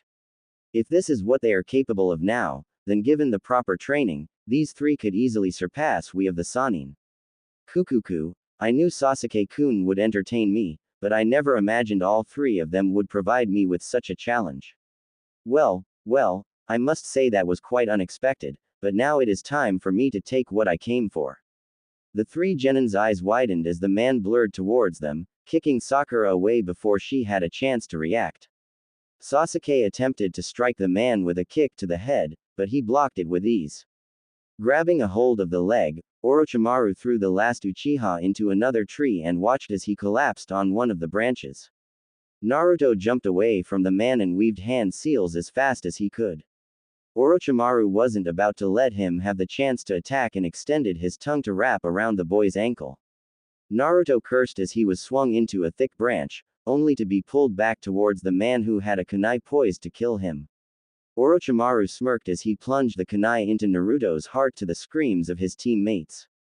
I had hoped he might be able to escape, he was proving to be quite interesting. Oh well, now to do what I came here for. Letting the lifeless body fall to the ground below, the pale man turned to where he had left Sasuke. The boy was attempting to stand so that he could avenge his fallen comrade, but Orochimaru had other plans. Forming the seal for his Juinjutsu, his neck elongated to impossible lengths and moved to bite Sasuke at the base of his neck. Sweden. Water-splitting wave. A pressurized stream of water cut through one of the trees and moved to sever the elongated neck of the Sannin. Living up to his reputation, Orochimaru managed to replace himself with a log at the last second. The log didn't stand a chance as the water sliced clean through it. Naruto appeared in front of Sasuke, to the relief of his teammates and mild shock of Orochimaru. Looking over where he thought he had dropped Naruto's body, Orochimaru found nothing but a puddle of water. So you managed to replace yourself with a water clone, despite being thrown around like a rag doll and with no available water source nearby. I must admit Naruto-kun, I am impressed. Naruto frowned as he stared at the Sannin. Thanks, it's not every day one receives a compliment from one of the Sannin, Orochimaru. Sasuke and Sakura, who had moved back to her teammates, looked at Naruto in shock before turning their eyes to the chuckling person across from them. You are well informed, Naruto-kun, said the man as he reached up and pulled off the rest of his face, revealing the pale visage of the snake Sannin. I am indeed Orochimaru, one of the legendary three ninja.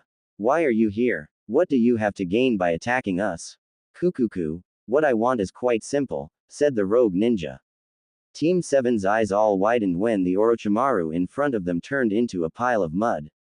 Naruto spun around when he heard Sasuke scream in pain, just in time to see Orochimaru's neck retract after biting into Sasuke's neck. Sasuke collapsed in pain as Sakura tried what she could to heal the wound on his neck and ease the pain. There, now Sasuke will seek me out for power. But before that, I wish you well in these exams. Watching how you three fare will be most entertaining for me. Pulling out the earth scroll that Team 7 needed to pass the exam, Orochimaru threw it to Naruto who caught it. Consider that a token of my appreciation. Oh, and when he awakens, tell Sasuke-kun that I will be waiting for him. Naruto cursed as the man disappeared into the branch the same way he had arrived. Looking down at his fallen teammate, Naruto sighed and pocketed the scroll before picking Sasuke up and putting him over his shoulder. Come on, Sakura, we're too vulnerable out here in the open. Let's find a place to set up camp and take a closer look at what that bastard did to Sasuke. Sakura nodded and the two conscious genin jumped away to find shelter. Night had fallen over training ground 44 as the competitors of the Chunin exams continued to wage battle against one another. Naruto was sitting against a thick tree root as Sakura was doing a field check on Sasuke. He had the earth scroll Orochimaru had given them clutched in his right hand as he tried to figure out the rogue ninja's motives. What the hell could he be planning? If the reason he attacked us was so that he could place that mark on Sasuke, then why not just kill Sakura and I to make it easier for him? Not to mention, he glanced at the scroll in his hand, why would he seemingly help us to pass this exam? Nothing makes sense. He was brought out of his confusing thoughts by Sakura shaking his shoulder. Hey Sakura, how's Sasuke doing? Sakura frowned as she sat next to him. Over the week they had trained together, she had learned a lot more about her blonde teammate, one of which he was always aware of his surroundings, not letting his guard down that often. For him to be so lost in thought that he didn't sense her next to him meant that something was really wrong. He's fine, he is still in a little pain, but it's passing quickly. He's running a slight fever, but it's nothing life-threatening. Her frown deepened when she saw him nod almost absent-mindedly. Something is really wrong. Naruto, what's wrong? We're teammates, you know you can tell me anything, she said, trying to coax him into talking and getting whatever was bugging him off his mind. Naruto sighed, his gaze once more turning to the scroll in his hand. It's just, I don't understand what his motive for attacking us could have been. It's obvious he wanted to place that mark on Sasuke, but then why didn't he simply kill the two of us and do it right from the start? It's not like he didn't have the power or skill to do so. Sakura placed her hand over the one he held the scroll with, encouraging him to continue. She could tell there was something more than what he was letting on. She knew that Orochimaru was part of the reason he was like this, as she had been having similar thoughts, but there was something else that was bothering him. Naruto, she began, leaning forward so she could look at him directly. I know that you're bothered by what happened, I am too, but I can tell there's more to it than that. So please, tell me what's really bothering you. Looking into her emerald eyes, Naruto couldn't help the small smirk that spread across his lips. No matter how he tried, Sakura always seemed to be able to read them like a book when she wanted to. Looking away from her, Naruto absently scanned the tree tops around them for any signs of enemies. It's just, I feel like I should be better than this. I let you and Sasuke down because of my inability to protect you guys when it mattered. I feel like there is something wrong with me, that I'm not as good as I should be. When I was being trained by my godfather, I was always able to respond and adapt to whatever situation he threw at me, but now, I feel like there is something preventing me from using my skills to their truest extent, but I just can't seem to figure out what it is. Sakura felt her heart clench at seeing her teammates so torn up over this. She had seen him fight against Kakashi and Sasuke multiple times in spars and he always held his own and more often than not won against their teammate. Though they were completely outmatched, she didn't see anything wrong with him during their fight with Orochimaru. In fact, he had fared better than either her or Sasuke for that matter, but despite that, he still felt like he hadn't done enough. Naruto, she whispered as she watched him stare off into nowhere, I don't understand why you're acting like this. You handled yourself better than all of us against Orochimaru, but you are my teammate and I'll do my best to try and help you through it however I can. Not really thinking about it, Sakura leaned up and gave him a light kiss on his whiskered cheek. Finally, it seemed that the adrenaline she had been running on had run its course, as Sakura closed her eyes and laid her head on Naruto's shoulder. Sasuke should be fine for now, wake me up if anything changes, she mumbled before finally succumbing to the blissful grip of sleep. Naruto looked at the sleeping form of Sakura and felt a smile form on his face. Her words repeated themselves over and over in his mind as he wrapped his arm around her shoulders. Teammates, he thought wistfully, That's what you always tried to teach me. Jiraiya-sensei, but I never truly took your teachings to heart. But now, he looked back down at the young girl sleeping against him and over to the prone form of Sasuke. I finally understand what you were trying to tell me. If I truly wish to be strong, I must be willing to put my life on the line in order to protect those that are precious to me. Hey, looks like I finally caught up to you, Haku. I understand what you meant now, and I swear that I will do everything in my power to live up to your legacy. I will protect my precious people, no matter the cost. His mind finally clear, Naruto drifted off into a light sleep, his smile never leaving. In the shadows of a large tree overlooking the clearing, Team 7 was resting in. 3 people were watching them, waiting for their time to strike. So we finally found him, said the bandaged leader of the group. He was hunched over slightly with a fur pelt covering his back. His sleeves were extremely long, covering his hands and concealing the device he wore. As Orochimaru-sama commanded, we attack at daybreak. Our target is Sasuke Uchiha. But if the other 2 get in our way, we can kill them, right? Asked his teammate. He wore a beige shirt that had the kanji for death printed on the front 3 times. He also had a snake pattern scarf around his neck, a trait he shared with both of his teammates.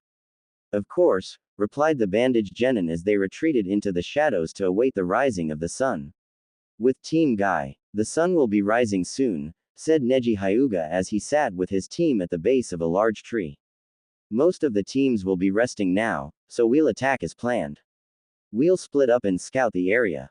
Even if we don't find another team, we meet back here in exactly 30 minutes, understand? He asked, throwing a kunai into the ground in between the 3 genin. Got it, said Tenten with a smile. Roger, said Lee with an over-the-top salute. Alright then, go. The 3 genin leapt away into the foliage around them, searching for potential targets. Sunrise, second day of exam. The first rays of sunlight flittered into the grove Team 7 was resting in, hitting the face of Sakura and waking her up. Groaning slightly as she sat up, the Pinkett couldn't help the small smile when she saw both of her teammates resting peacefully. Naruto was leaning against the root he had claimed ever since they arrived at the grove, while Sasuke seemed to have finally settled down during the night. Her smile disappeared, however, when she heard a rustling in the bushes across from the grove. Pulling a kunai to defend with, Sakura waited for the person to reveal themselves. She left out of breath when a squirrel came out of the bushes and scampered towards the grove. No, she threw her kunai just in front of the squirrel, scaring the small animal away. That was a close one. She's observant, said Zaku as he and his team stood on the tree overlooking the clearing. She managed to notice the paper bomb on the squirrel. No, that's not it, mumbled Dosu as he surveyed the clearing with his lone eye. What do you mean, Dosu? Asked Zaku. We'll probably find out when we get closer, the mummy man mused, so, let's go. The 3 leapt from their position in the tree and landed on the opposite side of the clearing, causing Sakura's head to snap towards them. Well, you seem to be somewhat awake. No matter. Wake Sasuke Uchiha, we want to fight him. So they finally show themselves, thought Naruto, not showing any signs that he was awake. A lot of people seem to be after Sasuke, that can't be a coincidence. These guys are probably connected to Orochimaru in some way, but they are nowhere near as strong as I expected them to be. Sakura, how will you handle this situation? He thought as he focused his senses so that he could feel everything within the clearing. With Lee leapt across the branches at high speed, his eyes darting around for the slightest sign of any other teams. He stopped on a branch when he saw a small flurry of leaves falling to the ground. If I can catch all 20 of these leaves before they reach the ground, I will one day find love. But should I fail, I will forever remain single. A strange fire appeared in the green-clad genin's eyes as he launched himself towards the ground, his hands a blur as he grabbed the leaves out of the air. As he was reaching for the last leaf, he noticed a squirrel squirming on the ground trying to get the lit paper bomb off its back. Faster than many could see, Lee picked up the squirrel and crumpled the bomb in his fist, extinguishing it.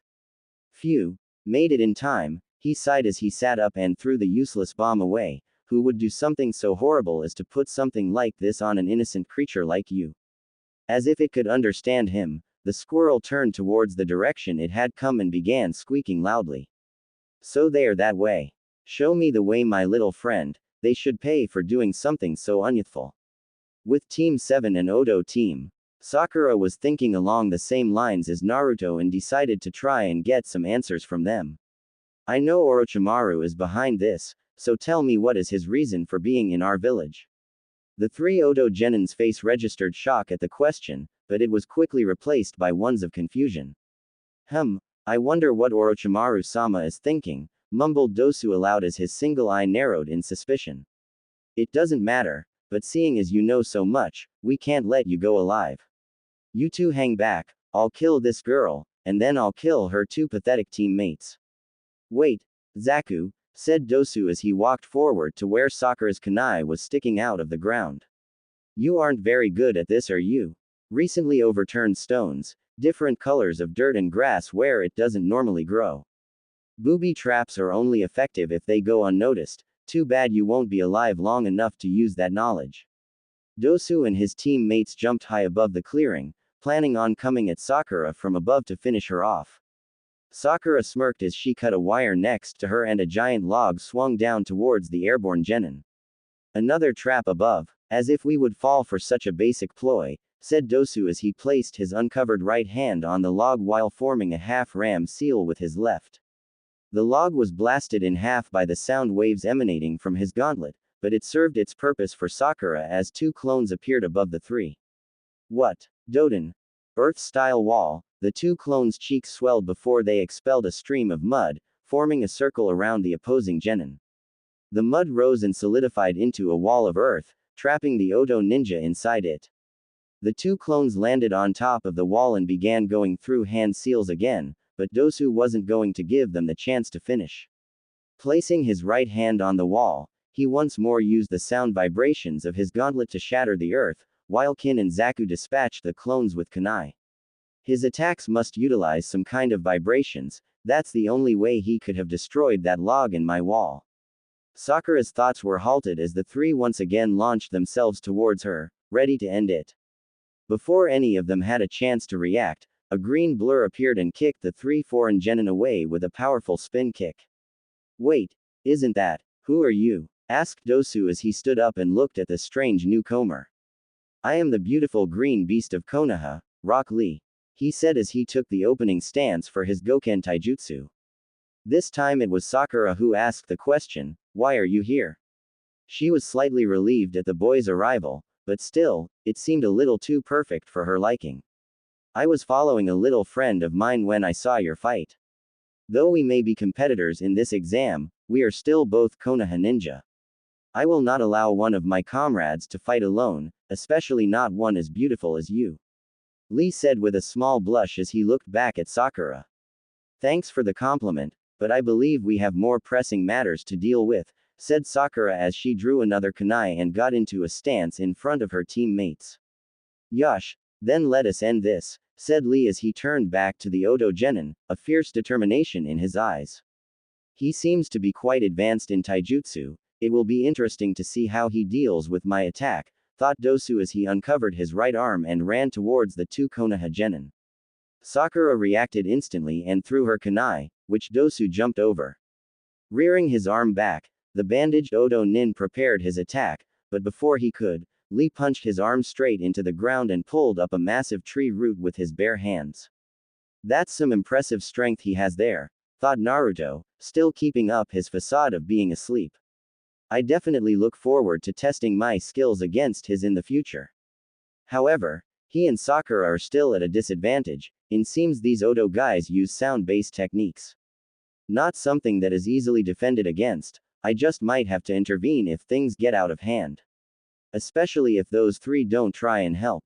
Unknown to everyone but Naruto, Team 10 had arrived just as the Odo team began their attack, and to say they were surprised would be an understatement. Since when has Sakura of all people been so good?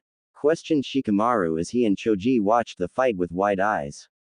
Ino didn't hear her teammate's question as she was currently lost in thought, memories of her past with Sakura surfacing, as well as what Sakura had said to her before the first exam. Is this what she meant by wanting to protect those she cares for? Sakura, Have I truly fallen so far behind you?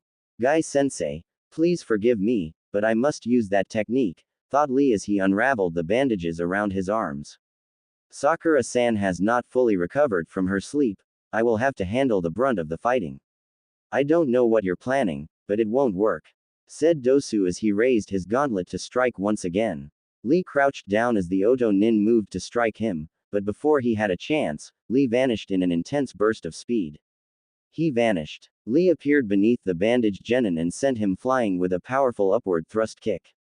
Dosu could do nothing as his limp body flew higher into the air, but sadly, the green-clad genin wasn't finished with him.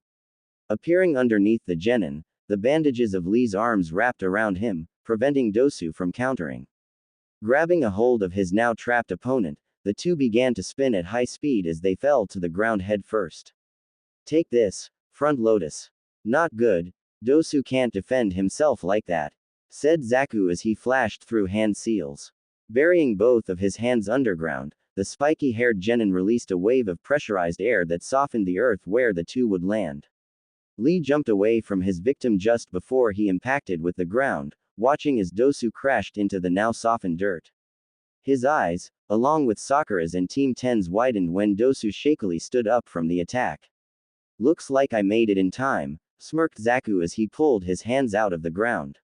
What a terrifying technique, said Dosu as he shook his head, to cause this amount of damage to my body even though I landed on this soft dirt. But it seems that it also took its toll on you as well, so now it's my turn. Damn, my body hasn't fully recovered yet, thought Lee as he forced both of his arms up to block the incoming strike. It wasn't necessary, however, as a wall of earth rose up, absorbing the impact of the blow as well as the vibrations. What? Who did? Sorry for taking so long, Lee-san, but I'm finally back to full strength, said Sakura as she stood up from her crouched position. I can tell that technique has a drawback to its use, so now it's your turn to rest while I'll fight. Bold words for a weak little girl, said Zaku with a cruel smirk. It won't take us long to finish you off, but I think we'll torture you a little bit. Now, Kin. Sakura's eyes widened as Kin appeared behind her and grabbed onto her hair, holding her in place. My, your hair has so much more luster than mine. You may have a few impressive techniques, but you're still a pathetic excuse for a kunoichi. The Oto kunoichi tightened her grip on Sakura's hair, forcing her to her knees. Zaku, kill this bitch's teammates in front of her. Let her see just how pathetic she really is. Zaku chuckled as he walked towards the still sleeping Sasuke while Naruto prepared to make his move. Just as he was about to respond, Naruto felt a shift in Sakura's chakra and stayed his hand. It's time that Sakura proved she is a capable kunoichi.